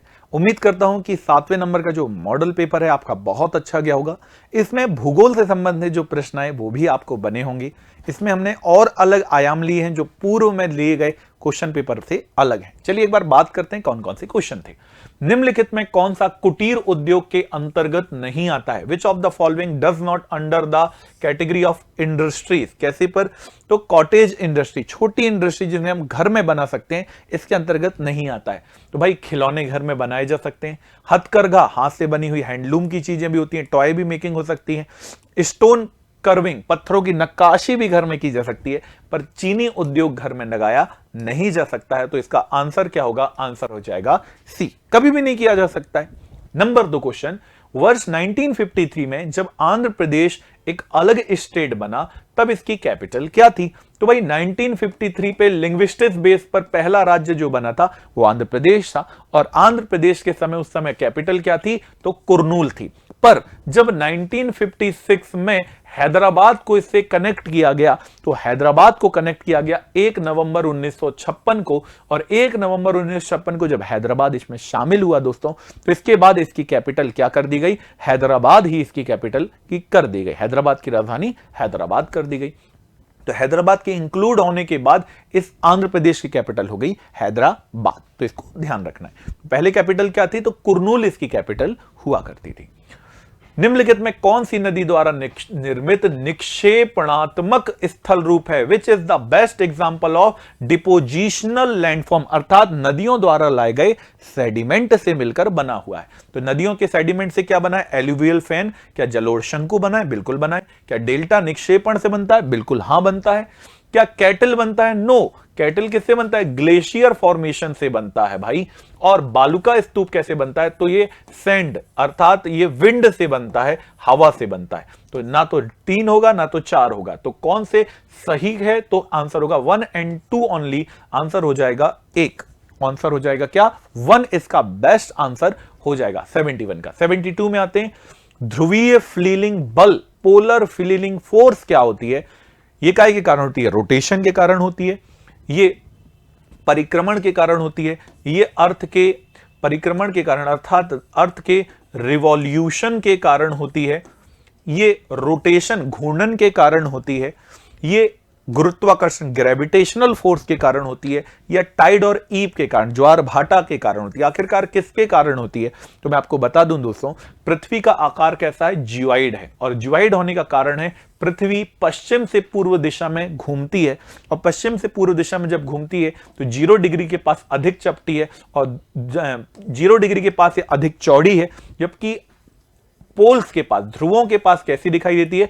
चपटी दिखाई देती है। यही कारण है कि इसका कारण क्या है? तो इसका कारण है घूर्णन। तो ध्यान रखिएगा दोस्तों, इसका प्रमुख कारण क्या दिखाई देता है? घूर्णन। रोटेशन इसका बेस्ट कारण है। क्यों है? क्योंकि जब पृथ्वी घूमती है एक्सिस पर 23.5 23.5 टिल्ट होने के कारण घूमती है, तो 0 डिग्री पर अधिक चौड़ी दिखाई देती है, जबकि ध्रुवों से, पोल्स से ये कैसी दिखाई देती है? चपटी दिखाई हमको देती है। भारतीय प्लेट जो इंडियन प्लेट है, हिमालय के फॉर्मेशन में किस प्रकार से बॉर्डर बनाती है? इंडियन प्लेट, और यदि हम इंडियन प्लेट की बात करें तो इंडियन प्लेट हिमालय पर्वत के सहारे किस प्रकार की बॉर्डर बनाती है? Which of the following type of boundaries does the Indian plate form by the support of Himalaya mountain? तो देखिए दोस्तों, 3 प्रकार की प्लेट्स होती हैं। एक होती है ओशनिक, दूसरी होती है कॉन्टिनेंटल। पर इनमें मूवमेंट कितने प्रकार का है? तो प्लेट होती है 2 प्रकार की, मूवमेंट होता है 3 प्रकार का। तो या तो ओशनिक प्लेट्स का मूवमेंट होगा, या तो ओशनिक और कॉन्टिनेंटल महासागरीय प्लेट का होंगी, या तो ओशनिक महासागरीय और महाद्वीपीय प्लेट मिलेंगी, या तो महासागरीय महाद्वीपीय प्लेट मिलेंगी। इनमें जो फोर्स लगता है, इनमें जो गति लगती है, वो 3 प्रकार की लगती है। या तो लगेगी डाइवर्जिंग, जिसे कहते हैं अपसारी गति।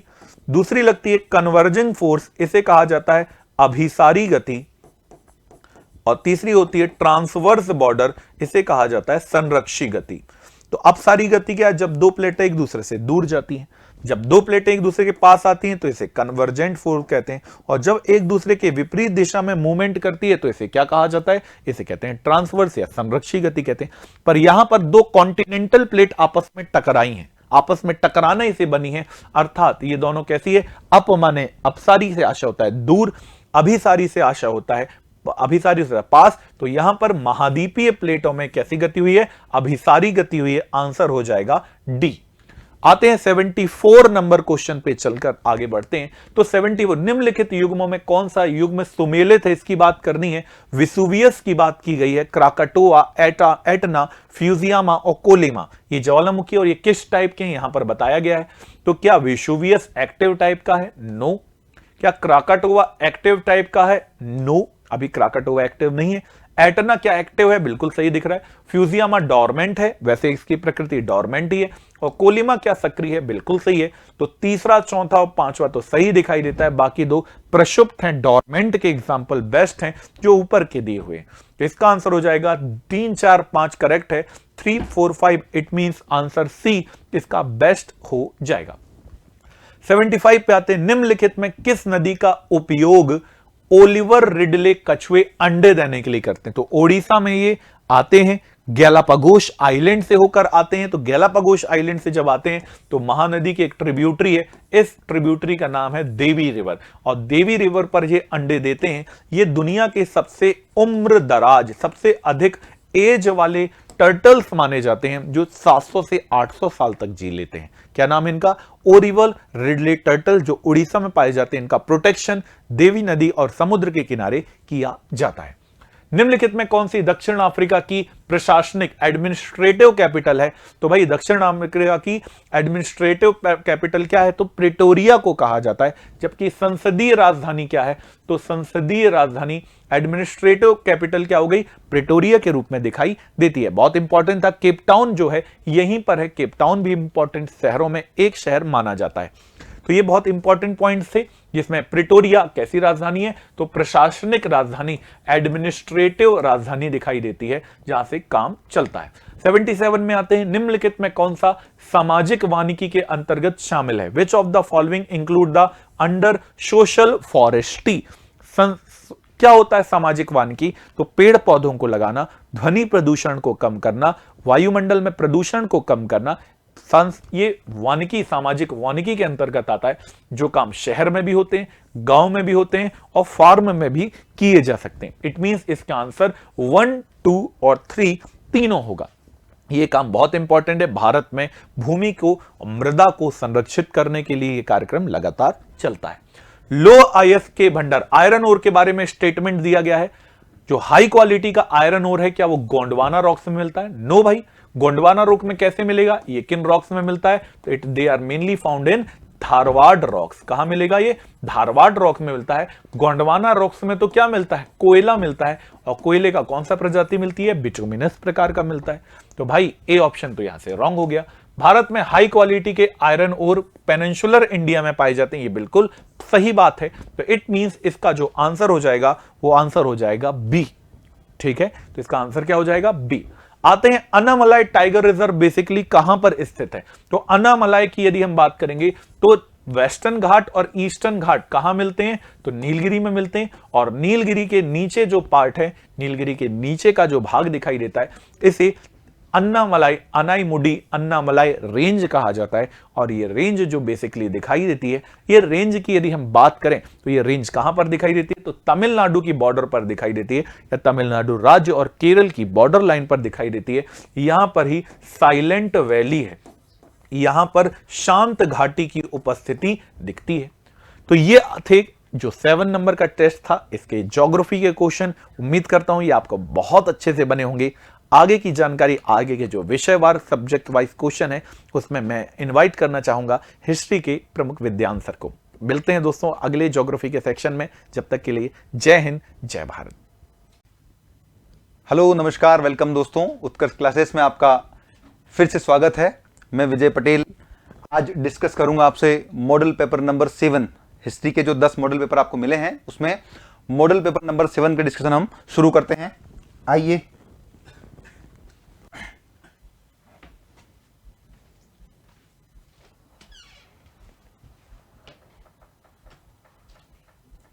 देखिए, ठीक है, ये 80वां क्वेश्चन आपको मॉडल पेपर नंबर 7 में हिस्ट्री का मिलेगा। और उसमें क्या है सवाल? साइमन कमीशन के संबंध में निम्नलिखित कथनों पर विचार करें। किसकी बात हो रही है? साइमन कमीशन की बात हो रही है। पहला क्या है? कमीशन के सभी सदस्य अंग्रेज थे। सही है या गलत है? तो ठीक है, ये तो सही है कि कमीशन के सभी सदस्य अंग्रेज थे। इसने ब्रिटिश भारत के लिए डोमिनियन स्टेटस की सिफारिश की। इसका इससे कोई संबंध नहीं है। ठीक है, तो इसमें क्या सही है? तो केवल एक सही है। साइमन कमीशन के सभी सदस्य क्या हैं? अंग्रेज हैं। तो आंसर क्या हो गया? ए, केवल एक। इसका उत्तर क्या हुआ? केवल एक। ठीक है, ध्यान रखिए, साइमन कमीशन के संबंध में निम्नलिखित कथनों पर विचार करें। कमीशन के सभी सदस्य अंग्रेज थे? नहीं। और अच्छा, सभी अंग्रेज थे और इसका अध्यक्ष कौन था? तो इसका अध्यक्ष था sir John Simon. Sir John Simon क्या हुए बेटा? इसके अध्यक्ष हुए सर जॉन साइमन। कब? तो साइमन कमीशन के बारे में थोड़े से फैक्ट यहां पर देख लो। साइमन कमीशन नवंबर 1927 में साइमन कमीशन की घोषणा हो गई। फरवरी 1928 में साइमन कमीशन भारत आया, ठीक है। और 1930 में साइमन कमीशन ने क्या दे दी? अपनी रिपोर्ट दे दी। तो साइमन कमीशन के सभी 7 सदस्य कैसे थे?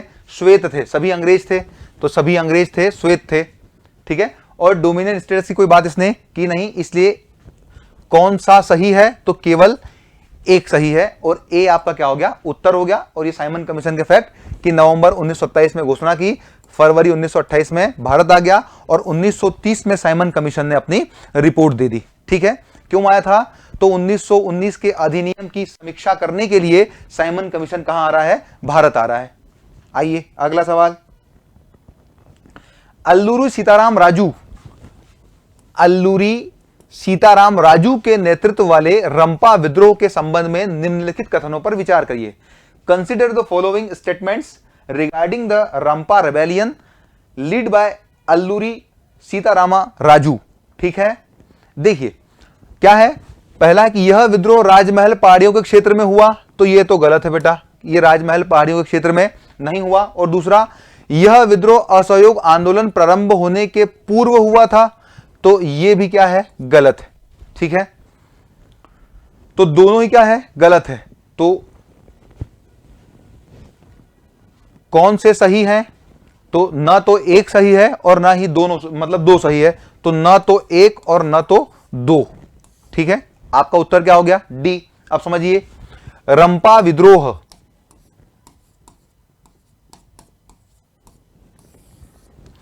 अगर यहां अल्लूरी सीताराम राजू न लिखा होता, ठीक है, तो हो सकता था कि ये दूसरा वाला पॉइंट क्या हो जाता? सही हो जाता, क्योंकि रंपा विद्रोह की शुरुआत 1879 में हो रही, शुरुआत में, है ना। राजू रंपा नाम का एक व्यक्ति था, और ये आंध्र प्रदेश में हो रहा है। कहां बेटा? तो इसका संबंध आंध्र प्रदेश से है,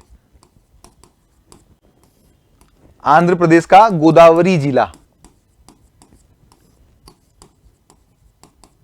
तो इसका संबंध आंध्र प्रदेश के गोदावरी जिले से है, और ये 1922 से 1924 के बीच हुआ। किसके नेतृत्व में? अल्लूरी सीताराम राजू के नेतृत्व में।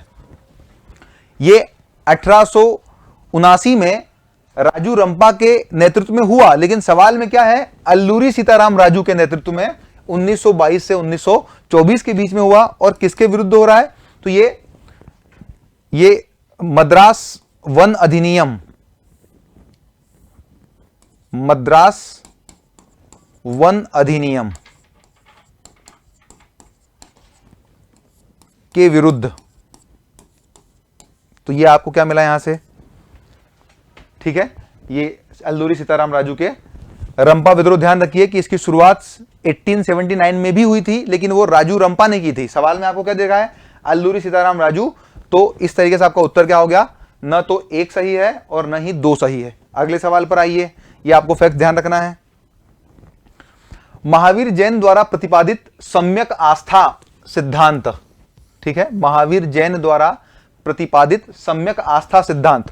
सम्यक आस्था सिद्धांत या सम्यक आस्था का मतलब क्या है? तो ये लिखा है कि वो प्रिंसिपल ऑफ राइट फेथ, किसकी बात कर रहा है? प्रिंसिपल ऑफ राइट फेथ की व्याख्या है, सभी संवेदनशील प्राणी मोक्ष के लिए नियत हैं। बी, सभी को आध्यात्मिक जीवन में अपनी भूमिका समझनी चाहिए और अहिंसा के सिद्धांत का सख्ती से पालन करना चाहिए। सी, महावीर की शिक्षाओं और ज्ञान में अटूट विश्वास और ईश्वर या निर्माता के सिद्धांत में विश्वास न करना। देखिए, आस्था का मतलब ही है विश्वास। आस्था का मतलब क्या है? विश्वास करना है। तो इसका उत्तर क्या हो जाएगा बेटा? इसका उत्तर हो जाएगा सी, कि महावीर की शिक्षाओं और ज्ञान में अटूट विश्वास ही क्या है, सम्यक आस्था की व्याख्या है। ठीक है, तो ये ध्यान रखिए, इसका आंसर क्या हुआ, सी। अब महावीर स्वामी के बारे में देखिए, महावीर स्वामी, और महावीर स्वामी जैन धर्म के 24वें तीर्थंकर हुए। क्या हुए, जैन धर्म के 24वें तीर्थंकर। इनको ही जैन धर्म का वास्तविक संस्थापक कहा जाता है। जैन धर्म का वास्तविक संस्थापक इन्हें ही कहा जाता है। ठीक है, और शिक्षाएं क्या है, तो शिक्षा है त्रिरत्न और पंच महाव्रत। त्रिरत्न और पंच महाव्रत।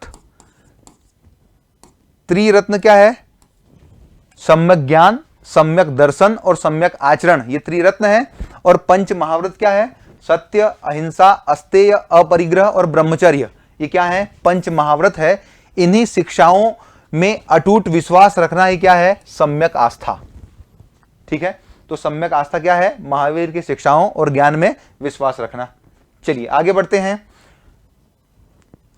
निम्नलिखित में से कौन सा शहरी केंद्र, कौन सा शहरी केंद्र जो पूर्व पाषाण काल में फल फूल रहा था लेकिन गुप्त काल के बाद घटने लगा। मतलब ये शहर हैं, आपको शहर पूछे हैं कि कौन सा शहर पाषाण काल या पूर्व पाषाण काल में तो फल फूल रहे थे लेकिन गुप्त काल के बाद क्या होने लगे, वो उनमें पतन, उनका घटने लगे, उनका पतन होने लगा।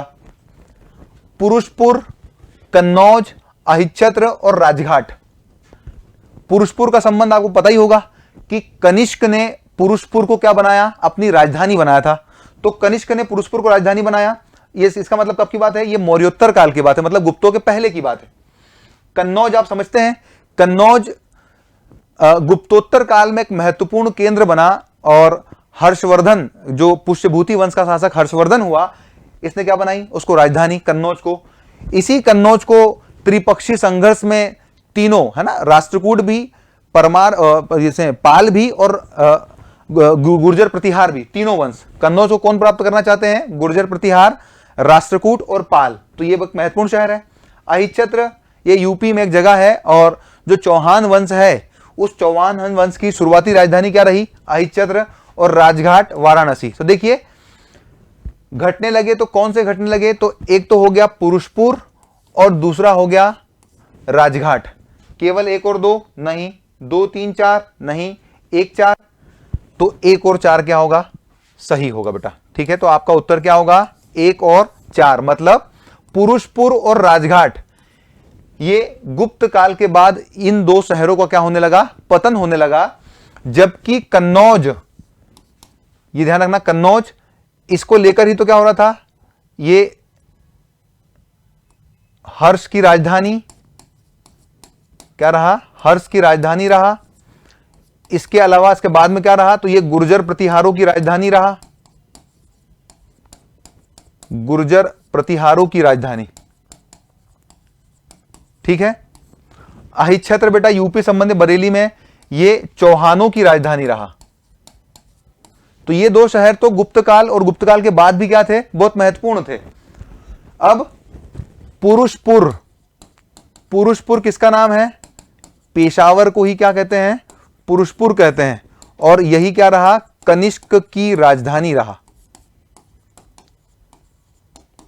यही क्या रहा बेटा, कनिष्क की राजधानी रहा। तो आपका उत्तर क्या है कि घटने लगा, कौन से शहर घटने लगा गुप्त काल के बाद, तो 1 और 4, मतलब पुरुषपुर और राजघाट। वाराणसी के पास इसका संबंध है राजघाट का।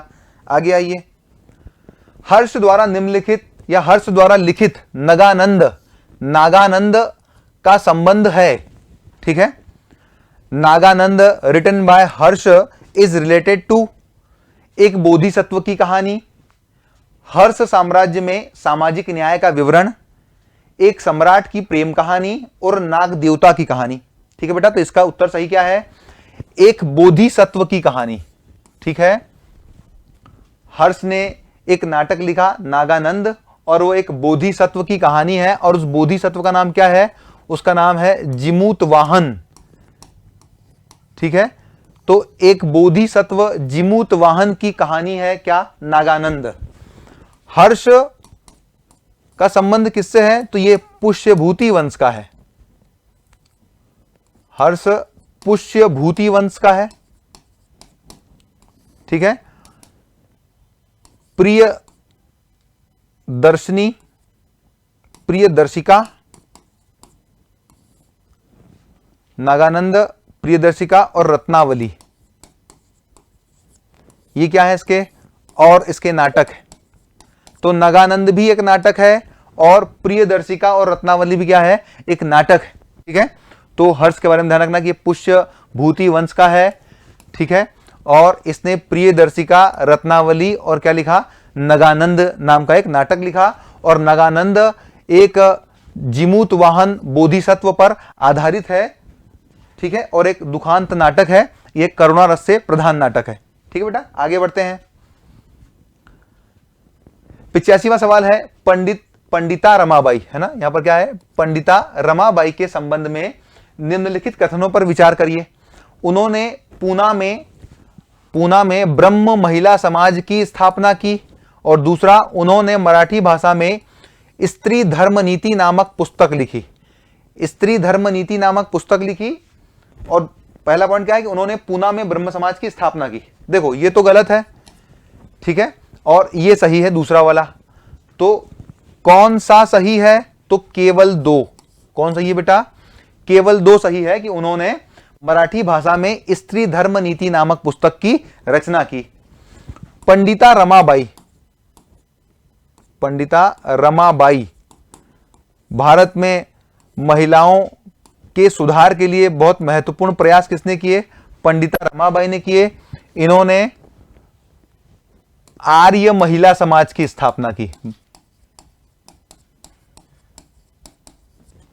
आर्य महिला समाज की स्थापना। आपको ऑप्शन में क्या दिया है? ब्रह्म महिला समाज दिया है, लेकिन इन्होंने क्या की? आर्य महिला समाज की स्थापना 1881 में की। तो 1881 में इन्होंने आर्य महिला समाज की स्थापना की। ठीक है बेटा, यह भी ध्यान रखना है पंडिता रमाबाई के बारे में। और पुस्तक कौन सी है? तो स्त्री धर्म नीति, ये इनकी पुस्तक है।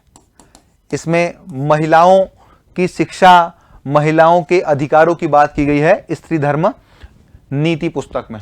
चलिए, तो ये आपका आंसर क्या हो गया कि केवल दो सही है। ठीक है, आगे बढ़ते हैं। 86वां सवाल है, भारत में 19वीं शताब्दी के दौरान राजनीतिक संगठनों के संबंध में निम्नलिखित कथनों पर विचार करें। ठीक है, पहला है, बंग भाषा प्रकाशक सभा का गठन 1836 में राजा राम मोहन राय के सहयोगियों द्वारा किया गया। तो ये तो सही है। ठीक है, दूसरा, इंडियन लीग की शुरुआत ईश्वर चंद्र विद्यासागर ने कलकत्ता में की थी। तो ये गलत है।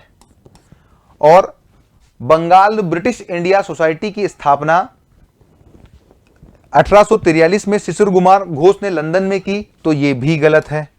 ठीक है बेटा, ऊपर दिए गए कथनों में से निम्न में से कौन सा या कौन से सही है? तो केवल एक सही है। कहां है? Only one. ऑप्शन बी क्या होगा बेटा? सही होगा, ओनली वन सही है। ठीक है, बंग भाषा प्रकाशक सभा ये ब्रह्म समाज से संबंधित है। ब्रह्म समाज से संबंधित एक संगठन है। ब्रह्म समाज की स्थापना किसने की? राजा राम मोहन राय में 1828 में इसकी स्थापना की। और उनके ही जो अनुयायी रहे या सहयोगी रहे, उन्होंने 1836 में बंग भाषा प्रकाशक सभा की स्थापना की। इंडियन लीग की शुरुआत किसने की बेटा? तो वो ईश्वर चंद्र विद्यासागर नहीं है। इंडियन लीग की शुरुआत की शिशिर कुमार घोष ने। Indian league Shishir Kumar Ghosh. तो शिशिर कुमार घोष ने इंडियन लीग की स्थापना की। ठीक है बेटा, और 1875 में की। एक ये फैक्ट आपको मिल गया। और बंगाल ब्रिटिश इंडिया सोसाइटी की स्थापना शिशिर कुमार घोष ने नहीं की, वो जॉर्ज थॉमसन ने की। तो इनके स्थान पर क्या आएगा? जॉर्ज थॉमसन, कलकत्ता में। ठीक है। तो बंगाल ब्रिटिश इंडिया सोसाइटी की स्थापना जॉर्ज थॉमसन ने बंगाल में की, तो ये ध्यान रखिए इतने। तो इसका आंसर क्या हो गया, केवल एक सही है कि बंग भाषा प्रकाशक सभा का गठन 1886 में हुआ। अगला सवाल है कि ब्रह्म समाज के संबंध में निम्नलिखित कथनों पर विचार करें। इसकी स्थापना राजा राम मोहन राय ने की, तो बताइए सही है कि हां राजा राम मोहन राय ने 1828 में क्या की, इसकी स्थापना की। इसने मूर्ति पूजा का विरोध किया, बिल्कुल क्या करते थे, मूर्ति पूजा का विरोध करते थे। और तीसरा, इसने विधवा पुनर्विवाह का समर्थन किया। ठीक है, देखिए क्या क्या इन्होंने, तो हाँ ये it was founded by Raja Ram Mohan Roy. It opposed idol worship, है ना, आइडल वर्शिप का मतलब मूर्ति पूजा का विरोध है। और इट सपोर्टेड विडो री मैरिज, विधवा पुनर्विवाह का क्या कर रहे हैं, ये समर्थन कर रहे हैं। तो तीनों ही सही हैं। तो कौन सा या कौन से सही हैं, तो 1 2 3 ऑप्शन डी, ये तीनों ही क्या है, सही है। ठीक है, राजा राम मोहन राय, राजा राम मोहन राय, तो अभी आपको बताया कि इन्होंने ब्रह्म समाज की स्थापना की, ब्रह्म समाज की स्थापना की। ठीक है, इन्होंने ही आत्मीय सभा की स्थापना की। ठीक है, इन्होंने ही हिंदू कॉलेज की स्थापना की, इन्होंने ही वेदांत कॉलेज की स्थापना की। ठीक है बेटा, तो इतने सारी बातें आपको ध्यान रखना है। तो ये आपको बहुत सारे क्या मिल गए, फैक्ट मिल गए। आंसर हो गया 1 2 3, ये क्या है, सही है। चलिए नेक्स्ट क्वेश्चन है, फिरोज शाह तुगलक के संबंध में निम्नलिखित कथनों पर विचार करें। ठीक है, उसने ब्राह्मणों को जजिया के भुगतान से छूट दी, सही है या गलत है, तो ये तो गलत है क्योंकि उसने ब्राह्मणों पर जजिया कर लगाया था, तो ये तो क्या हो गया, गलत हो गया। उन्होंने हिंदू धार्मिक कार्यों का संस्कृत से फारसी में अनुवाद करवाया, हां ये सही है। ठीक है, ये सही है। फिरोज शाह तुगलक ने तकरीबन 300 ग्रंथों का जो संस्कृत के ग्रंथ थे उनका फारसी में क्या करवाया, अनुवाद करवाया, और उसका नाम दिया दलायल ए फिरोज शाही, दलायल ए फिरोज शाही, दलायल ए फिरोज शाही, इस ग्रंथ का नाम हुआ। ठीक है, तो क्या मिला आपको, केवल 2 सही है। कौन सा या कौन से सही है, तो केवल 2। ठीक है बेटा, केवल 2 सही है। हो सकता है कि आपको आंसर की में बाय मिस्टेक इसका आंसर क्या हो, गलत हो, तो वहां पर आपको करेक्ट कर लेना। इसका आंसर क्या है, केवल 2 या बी इसका आंसर होगा बेटा। उसने ब्राह्मणों पर जजिया कर लगाया था, छूट नहीं दी थी। ठीक है, और उसने क्या किया था, तो हिंदू धर्म ग्रंथों का जो संस्कृत के ग्रंथ थे उनका फारसी में अनुवाद करवाया, किस नाम से, दलायल ए फिरोज शाही नाम से। ठीक बेटा, चलिए आगे बढ़ते हैं। फिरोज शाह तुगलक के बारे में आपको एक और बात ध्यान कि ये क्या है, ये प्रथम कल्याणकारी निरंकुश शासक है। तो फिरोज शाह तुगलक ही क्या है, इसको ही प्रथम कल्याणकारी निरंकुश शासक भी कहते हैं, या ये। ठीक है, एक और सवाल मिला 89, which of the following temples are dedicated to lord Vishnu, है ना, निम्नलिखित में से कौन सा मंदिर भगवान विष्णु को समर्पित है। पहला है पट्टादकल या पट्टाडकल का पापनाथ मंदिर। ये सबसे पहले बता दूं कि पट्टाडकल का पापनाथ मंदिर कहां है बेटा, कर्नाटक में है। ठीक है, तंजावुर मतलब तमिलनाडु, तंजावुर का वृहदेश्वर मंदिर, और खजुराहो का लक्ष्मण मंदिर मध्य प्रदेश के खजुराहो में है। ठीक है, सवाल पूछा कि विष्णु को समर्पित है। देखिए पट्टादकल का पापनाथ मंदिर तो शिव को समर्पित है, वृहदेश्वर मंदिर भी शिव को समर्पित है। हां, खजुराहो का लक्ष्मण मंदिर किसको समर्पित है, विष्णु को समर्पित है। तो सही उत्तर चुने, सही उत्तर क्या होगा, केवल 3, केवल 3। तो विष्णु को जो समर्पित मंदिर है वो खजुराहो का लक्ष्मण मंदिर है। अब थोड़ा सा ध्यान दीजिए, ये तीनों के तीनों मंदिर बेटा यूनेस्को के विश्व विरासत की सूची में क्या है, शामिल है। पर जो पट्टदकल मंदिर है ये चालुक्यों ने बनवाया है और ये बेसर शैली का मंदिर है, बेसर शैली, ठीक है बेटा। तंजावुर का बृहदेश्वर मंदिर द्रविड़ शैली का मंदिर है, द्रविड़ शैली का मंदिर। और खजुराहो का लक्ष्मण मंदिर बेटा ये नागर शैली का मंदिर है, नागर शैली का मंदिर है, समझ गए।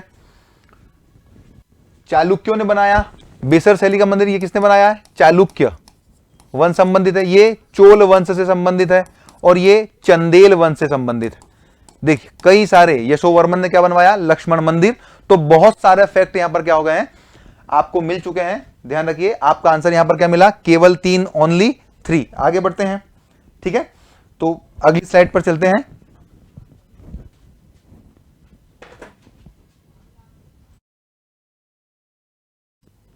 Hello everyone, welcome to Utkarsh classes. बेटा मेरा नाम है डॉक्टर अनमोल और आज हम बात कर रहे हैं मॉडल पेपर 7 की। टॉपिक है साइंस एंड टेक। सीधे सवालों पे आते हैं। पहला सवाल, hydraulic brake, hydraulic lift, hydraulic press किस सिद्धांत के आधार पर कार्य करती है। बड़ा सिंपल सा सिद्धांत है कि अगर किसी लिक्विड में प्रेशर लगाया जाए तो वो प्रेशर केवल एक दिशा में ना जाकर हर दिशा में यूनिफॉर्म फैल जाता है। कि अगर आप किसी लिक्विड के ऊपर प्रेशर लगाते हो तो वो प्रेशर एक डायरेक्शन में ना जाकर यूनिफॉर्मली हर डायरेक्शन में इक्वली फैलता है, समान रूप से फैलता है। उसके आधार पर काम करते हैं हाइड्रोलिक ब्रेक, हाइड्रोलिक लिफ्ट और हाइड्रोलिक प्रेस। या हाइड्रोलिक शब्द जहां पे भी आ जाए सभी इसी सिद्धांत पे काम करते हैं और वो सिद्धांत का नाम है पास्कल्स के नियम, पास्कल्स लॉ। केशिकत्व या कैपिलरी एक्शन की बात करूं तो कैपिलरिटी बात करती है आपकी दिए की बाती में तेल चढ़ना, दिए की बाती में तेल का ऊपर चढ़ना कैपिलरी एक्शन की बात है। मिट्टी से, मृदा से कैपिलरी वाटर का रूट्स या जड़ के द्वारा अवशोषण करना, ये सब किसकी बात है, कैपिलरिटीज की बात है। ठीक, प्रेशर का सिद्धांत इसमें कोई कार्यक्रम नहीं है, आंसर हो जाता है बी फॉर भोपाल। निम्नलिखित में से कौन सा कथन सत्य है, which of the following statement is true. ये पिछले वाले में भी था बेटा, same to same repeat question है। कौन सा कथन सत्य है, both proton and neutron are present in the nucleus of atom. Paper number 6 में भी यही डिस्कस किया था अपन ने। किसी परमाणु के नाभिक में प्रोटॉन और न्यूट्रॉन विद्यमान होते हैं, बिल्कुल सही, नाभिक में होते हैं प्रोटॉन और न्यूट्रॉन और उसके चारों तरफ चक्कर लगाता है इलेक्ट्रॉन। प्रोटॉन पॉजिटिवली चार्ज है, न्यूट्रॉन नेगेटिवली चार्ज है। प्रोटॉन की खोज गोल्डस्टीन ने की, न्यूट्रॉन की चैडविक ने की, इलेक्ट्रॉन की थॉमसन ने की। अगला, यदि समुद्र तल में रहने वाला कोई व्यक्ति ऊंचे पहाड़ों पर जाकर रहने लगे तो क्या होगा। What will happen if a person living on the bottom of the sea starts living on the high mountains. मतलब सीधी सी बात है, गोवा के व्यक्ति को भेज रहे हैं हम लोग कहाँ पे, उत्तराखंड और हिमाचल प्रदेश में, तो उसके साथ क्या होगा। बड़ा सिंपल सा कार्यक्रम है, जैसे ही आप समुद्र तल से ऊपर जाते हैं ऑक्सीजन की मात्रा में कमी होने लगती है और ऑक्सीजन की मात्रा में कमी होने लगती है तो वहां पे आपको देखने को मिलता है ऑक्सीजन की कमी के चक्कर में कि ऑक्सीजन की कमी के चक्कर में कि ज्यादा से ज्यादा हीमोग्लोबिन की मात्रा बढ़ने लगती है ताकि आसानी से ऑक्सीजन को कैरी किया जा सके। तो हीमोग्लोबिन बढ़ जाएगा उसकी बॉडी में बेटा, या फिर आरबीसी बढ़ जाएगा क्योंकि आरबीसी के अंदर ही हीमोग्लोबिन होता है। ऑप्शन इन्हीं में से होना चाहिए।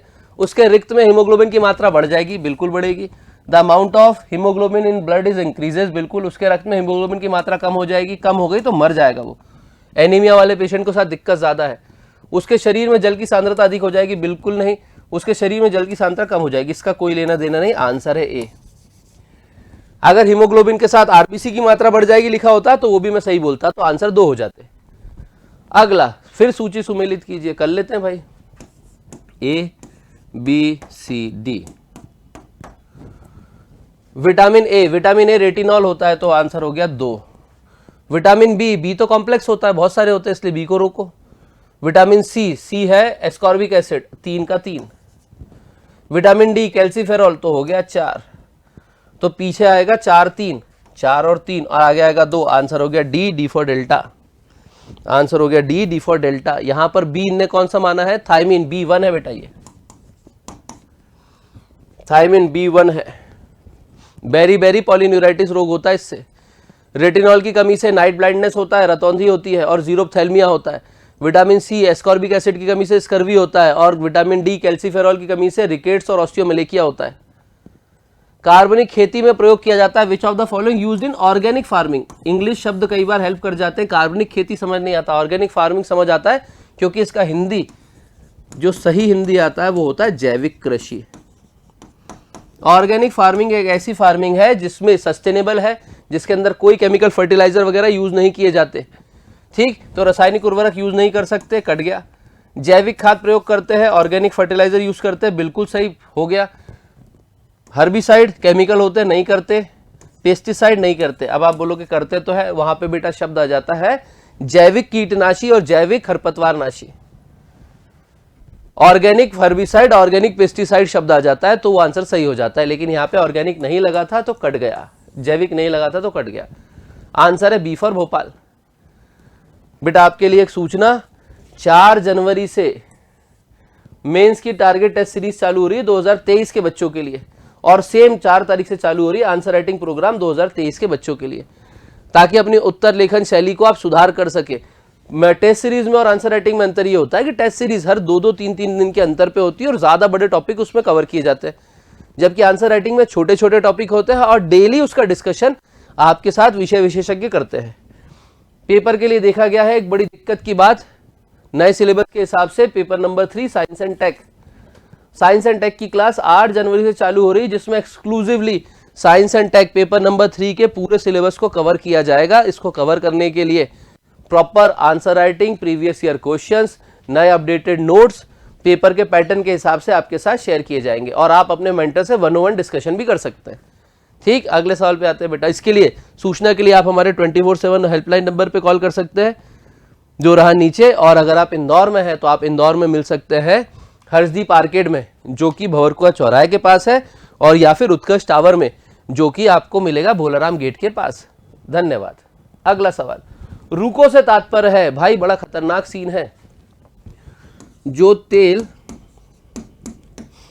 हम लोग एक बार समोसे कचौड़ी तलने में यूज कर लेते हैं, उसको 1 बार 2 बार 3 बार 4 बार 5 बार उपयोग में लाया जाता रहता है बार बार। किनके द्वारा? वेंडर्स के द्वारा, जो उसको बनाने वाले लोग होते हैं, उपयोगकर्ता होते हैं, जैसे कि किसी का नाम नहीं लूंगा लेकिन करते हैं दुकानदार, और वो शरीर के लिए क्या हो जाता है? हानिकारक हो जाता है। वो शरीर के लिए क्या हो जाता है? हानिकारक हो जाता है। तो उस वाले तेल को बायोडीजल में कन्वर्ट करने का कंसेप्ट लेके आया FSSAI, food standard and safety authority of India. तो रूको है क्या? रूको है बार बार उपयोग किया गया तेल, तो बोले तो repurposed use cooking oil. Repurposed use cooking oil की बात है रूको में। ठीक, और इसी के लिए क्या बनाया जाएगा? बायोडीजल, क्योंकि ये बार बार यूज करना शरीर के लिए हानिकारक होता जाता है। इसको हटा भी देंगे और इसके बदले बायोडीजल बनेगा, तो जिस आदमी से लिया जाएगा उसको भी आर्थिक लाभ होगा, तो लोग उपयोग करने में हतोत्साहित होंगे, डिमोटिवेट होंगे। नेक्स्ट सवाल बेटा, सूचना प्रौद्योगिकी संशोधन अधिनियम 2008 का उद्देश्य है, the objective of the information technology amendment act 2008 is, 2008 का उद्देश्य है भाई, 2008 का जो संशोधन आया था, अमेंडमेंट आया था, उसका सीधा सा कार्यक्रम था कि हम जितना ज्यादा हो सके साइबर सिक्योरिटी के इमरजेंसीज को डील कर सके। एक उसके अंदर बात की गई थी जितना ज्यादा हो सके साइबर क्राइम के डेटा को हम एक साथ अपने पास स्टोर कर सके, ताकि प्रिडिक्शन वगैरह आसान हो जाए। अब देख लेते ऑप्शन क्या है। Cyber security incident prediction and vigilance, बिल्कुल प्रिडिक्शन था उसमें। साइबर सुरक्षा घटनाओं का पूर्वानुमान और सतर्कता, बिल्कुल सही बात है। साइबर घटनाओं का संग्रहण, विश्लेषण, उसका प्रसार करना, बिल्कुल इसका उद्देश्य था भाई जितना ज्यादा आपके पास डेटा होगा आप एनालाइज आसानी से कर पाओगे और चीजों को डील आसानी से कर पाओगे, ये इसका था। सुरक्षा, साइबर सुरक्षा घटनाओं कार्रवाई हेतु आपातकालीन उपाय, बिल्कुल सत्य वचन। इमरजेंसी यूज भी इसके अंदर शामिल थे, तो आंसर हो गया D for delta. D for delta. Bharat का प्रथम पुलिस अधिकारी रोबोट कौन है? भाई साहब ये रहे, Kerala police board, KP board. भाई साहब की इज्जत करना, 2 स्टार है, ऐसा हिसाब है केरला पुलिस बोर्ड। दक्ष DRDO का बनाया, बारूदी सुरंग पकड़ता है। लक्ष्मी बैंकिंग रोबोट है, कुंभकोणम तमिलनाडु में। तो आंसर यहाँ पे होता है कौन? KP board. भारत का है केपी बोर्ड, दुनिया का है दुबई में रोबोकॉप। दुनिया का पहला दुबई में रोबोकॉप। ब्लॉकचेन तकनीक का सही विकल्प चुनिए बेटा। ब्लॉकचेन तकनीक बड़ा सिंपल सा कार्यक्रम है, ये एक विकेंद्रीकृत डिसेंट्रलाइज्ड बही खाता है। डिसेंट्रलाइज है मतलब इसको ऑनलाइन अवेलेबल है, इसको सब लोग आसानी से देख सकते हैं, ये ओपन टू ऑल है और इसमें हर सूचना छोटे छोटे डब्बे या ब्लॉक में भरी जाती है। छोटे छोटे डब्बे या किसमें भरी जाती है? ब्लॉक में भरी जाती है।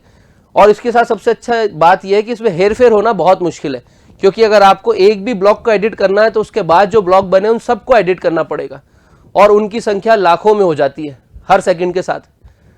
तो ब्लॉकचेन ब्लॉकों की एक श्रृंखला होती है। Blockchain is a chain of data blocks, बिल्कुल सत्य बात। It started as a pilot project in Telangana and Andhra Pradesh in India. हाँ भाई सब इस पे चालू किया गया है अपने प्रशासन में, ताकि पारदर्शिता ट्रांसपेरेंसी बढ़ सके। Bitcoin network is an example of blockchain technology की टेक्नोलॉजी। हाँ भाई ये भी है। आंसर हो गया डी फॉर ऑल। आंसर हो गया डी फॉर ऑल। अगला, ई गवर्नेंस स्कूल ऑटोमेशन को ध्यान में रखते हुए शाला दर्पण पोर्टल किन विद्यालयों के लिए प्रारंभ किया गया? Keeping the mind the e governance school automation शाला दर्पण portal was started which school? भाई नवोदय के लिए शाला दर्पण। छत्तीसगढ़ में स्कूलों को ई गवर्नेंस से जोड़ने के लिए जो कार्यक्रम है उसका नाम है कॉस्मोस। अब आप बोलोगे यार नवोदय के बीच में छत्तीसगढ़ क्यों लाया? क्योंकि उसका नाम इंटरेस्टिंग है और ऐसे इंटरेस्टिंग नाम पूछने में कई बार एग्जामिनर को मजा आता है। एग्जामिनर को ऐसे सवाल पूछने में मजा आता है, तो थोड़ा सा देख के रखेंगे भाई। अगला सवाल, कंप्यूटर नेटवर्क में सर्वर कंप्यूटर सबसे शक्तिशाली और महत्वपूर्ण है क्योंकि server computer is the most powerful and important computer in the computer network because, भाई सीधा सा है क्योंकि ये इसके पास सभी सूचनाएं स्टोर रहती है और रिक्वेस्ट करने पर यही सूचनाओं को हम तक पहुंचाता है। हम इसके थ्रू सूचनाओं को प्राप्त कर सकते हैं, इसकी सिक्योरिटी ज्यादा होती है, इसके उपयोगकर्ता ज्यादा होते हैं, तो सब इसलिए पावरफुल रखना जरूरी है। It provide information on request from the client computer, सत्यवचन, या क्लाइंट कंप्यूटर के अनुरोध पर सूचना उपलब्ध कराता है। समझने वाली बात है, फेसबुक का एक सर्वर कंप्यूटर होगा जिस पे हम सबकी प्रोफाइल्स अपडेटेड होती रहेंगी, हमारा डाटा सेव होता रहेगा। जब जब हम पिंग करेंगे वहीं से हमको डाटा प्राप्त होगा, तो ये सही बात है।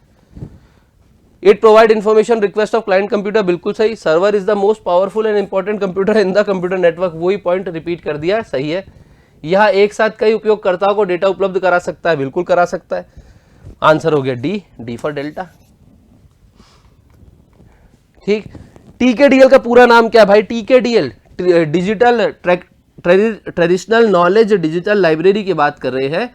ये आई है बायोपायरेसी को रोकने के लिए, इसका उपयोग किया जाता है। क्या रोकने के लिए? बायोपायरेसी को रोकने के लिए इसका उपयोग किया जाता है, ट्रेडिशनल नॉलेज डिजिटल लाइब्रेरी का। बायोपायरेसी क्या होता है? बायोपायरेसी ये होता है कि ज्ञान किसी और का, जैविक संसाधन या जो आपके बायोडाइवर्सिटी है वो किसी और की, लेकिन उसका केमिकल फॉर्मूला बना के पेटेंट कोई और करा ले। काम हमारा है, नॉलेज हमारा है। जैसे फॉर एग्जांपल भारत में सालों से नीम यूज होती है स्किन डिजीजेस के लिए, चर्म रोगों के लिए, और उस नीम के अपने हाथ से नॉलेज ले कि कहाँ कहाँ यूज हो सकती है और उस नीम को क्या कर दे, उस नीम में से वो केमिकल निकाल ले जो दवाई का काम कर रहा है और उस केमिकल का करा ले पेटेंट कोई भी विकसित देश, और हमको बोले कि नहीं भाई साहब अब आप इसको केमिकल यूज करना चाहते हो तो हमसे परमिशन ले लो। तो उसको रोकने के लिए हमने बना ली टीकेडीएल, क्योंकि जब हम पेटेंट खारिज कराने के लिए केस करते हैं तो जज साहब पूछेंगे कि यार आपका नॉलेज है कैसे प्रूफ करोगे, और हमारा जो पारंपरिक ज्ञान है वो श्रुति ज्ञान है, सुना हुआ है, लिखित तो है नहीं, तो हम रिटर्न नहीं दिखा सकते। तो उसको ऑनलाइन कंप्यूटर पर डाल दिया गया है एक डिजिटल लाइब्रेरी के तौर पे, जिसको यूज करना है करो, लेकिन बायोपायरेसी मत करो। बनाने का नॉलेज आया था CSIR को, council for scientific and industrial research, साथ में ministry of science and technology भी थी, और बाद में इसमें और जुड़ गया आयुष मंत्रालय, क्योंकि चिकित्सा क्षेत्र से ज्यादा होते हैं।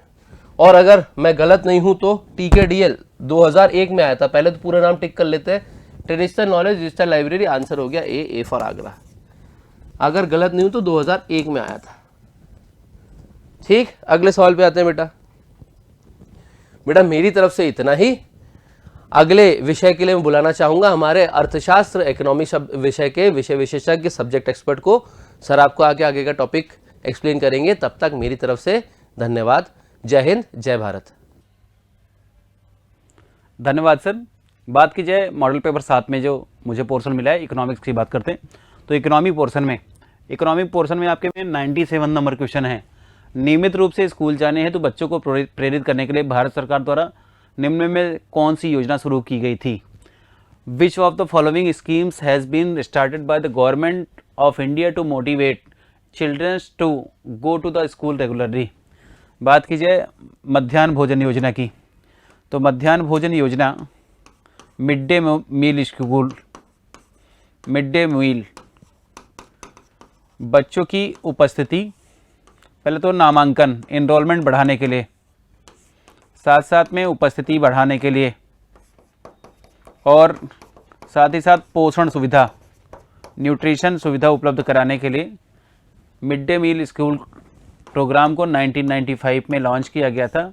और बात की जाए यहाँ मध्याह्न भोजन योजना बच्चों के नियमित रूप से स्कूल जाने के लिए, यह 6 से 14 वर्ष के आयु के बच्चों को लगातार पका हुआ भोजन प्रदान करने की यह स्कीम है, बहुत बहुचर्चित योजना है। मेक इन इंडिया कार्यक्रम का लोगो क्या है? The logo of make in India कार्यक्रम 2014 में सरकार के द्वारा, मोदी जी के द्वारा 2014 में इसी मेक इन इंडिया कार्यक्रम को लॉन्च किया गया। और मेक इन इंडिया कार्यक्रम के माध्यम से यह योजना ऐसी है जिससे कि मूल उद्देश्य जो है मैन्युफैक्चरिंग सेक्टर को इंडिया में इस्टेब्लिश करना है, यहाँ से बढ़ावा देना है, यहाँ इन्वेस्टमेंट को ज़्यादा से ज़्यादा करना है। और इसका लोगो जो रखा गया है वह शेर रखा गया है, एक शेर को दिखाया गया है जो राष्ट्रीय गौरव का प्रतीक है, अपने दांतों के साथ भारी शेर है, इसको मेंशन किया गया है। करंट अफेयर सेशन के अंतर्गत क्वेश्चंस में चलते हैं। 42 नंबर क्वेश्चन है, भारतीय सेना व वायुसेना द्वारा ऑपरेशन गंगा प्रहार 2015-16 के टाइम की बात है। उत्तराखंड में बाढ़ की स्थिति, ऑपरेशन सूर्या होप, उत्तराखंड हिमाचल प्रदेश में आए बाढ़ की स्थिति की बात की जाए तो अगर दोनों को देखा जाए, ऑपरेशन गंगा प्रहार और सूर्या होप, यहाँ उत्तराखंड में जो आई बाढ़ थी उसको मैनेज करने के लिए यहाँ ये दोनों अभियान चलाए गए थे। किस राज्य के मुख्यमंत्री ने जेलों का नाम बदल करके सुधार गृह कर दिया है?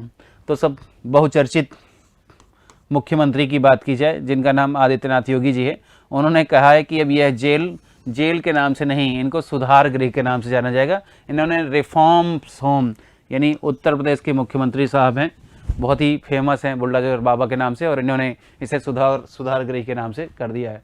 कौन सा राज्य हाल ही में धर्मांतरण विरोधी कानून को समाप्त करेगा? बात की जाए कि पहले की सरकार जो बीजेपी गवर्नमेंट थी, यहाँ धर्मांतरण विरोधी कानून उन्होंने लाया था। इसे जब नई सरकार वहाँ कांग्रेस सरकार आई है तो उसने कर्नाटक में धर्मांतरण विरोधी कानूनों को समाप्त कर दिया है और अपोज किया है इसका।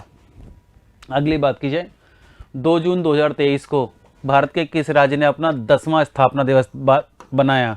2 जून 2014 की बात की जाए, तेलंगाना एक नए राज्य के रूप में इस्टेब्लिश हुआ। तेलंगाना एक नए राज्य के रूप में इस्टेब्लिश हुआ और इसने अभी हाल ही में अपना 10वां स्थापना दिवस बनाया है। तो यहाँ 2 जून की डेट याद रखना है जिसमें से तेलंगाना के एस्टेब्लिशमेंट हुआ है, तो आसानी से आप इसको पकड़ सकते हैं।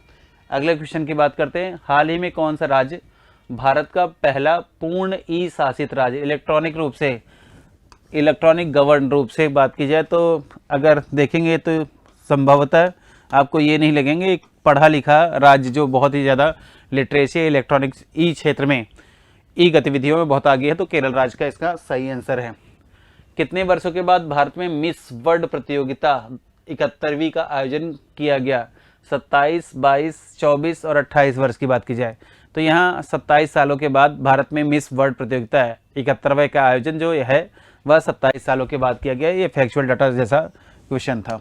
अगले क्वेश्चन की बात करते हैं। भारत, फ्रांस और यूएई के बीच में संयुक्त समुद्री अभ्यास जो है वह अभी ओमान, गल्फ ऑफ ओमान की खाड़ी में, अरब सागर, बंगाल की खाड़ी में नहीं आयोजित किया गया था। यह ओमान की खाड़ी में फ्रांस और यूएई की तीनों सेनाएं ने इकट्ठा होकर के यहाँ पर आयोजन किया था संयुक्त अभ्यास का। अरब सागर में उठे बिपरजॉय, जून 2023 की बात की जाए, जून 2023 में ये बिपरजॉय साइक्लोन आया और बिपरजॉय साइक्लोन से गुजरात, राजस्थान का कुछ एरिया और साथ ही साथ बात की जाए पाकिस्तान के साइड वाले कराची वाले एरिया में यहाँ पर बहुत ज़्यादा असर इस बिपरजॉय ने डाला था और इसका जो नाम है वह बांग्लादेश देश के द्वारा दिया गया था, यानी बांग्लादेश इसका सही आंसर है। अगले क्वेश्चन की बात करते हैं। किस राज्य सरकार ने नंद बाबा दुग्ध मिशन योजना की बात की है?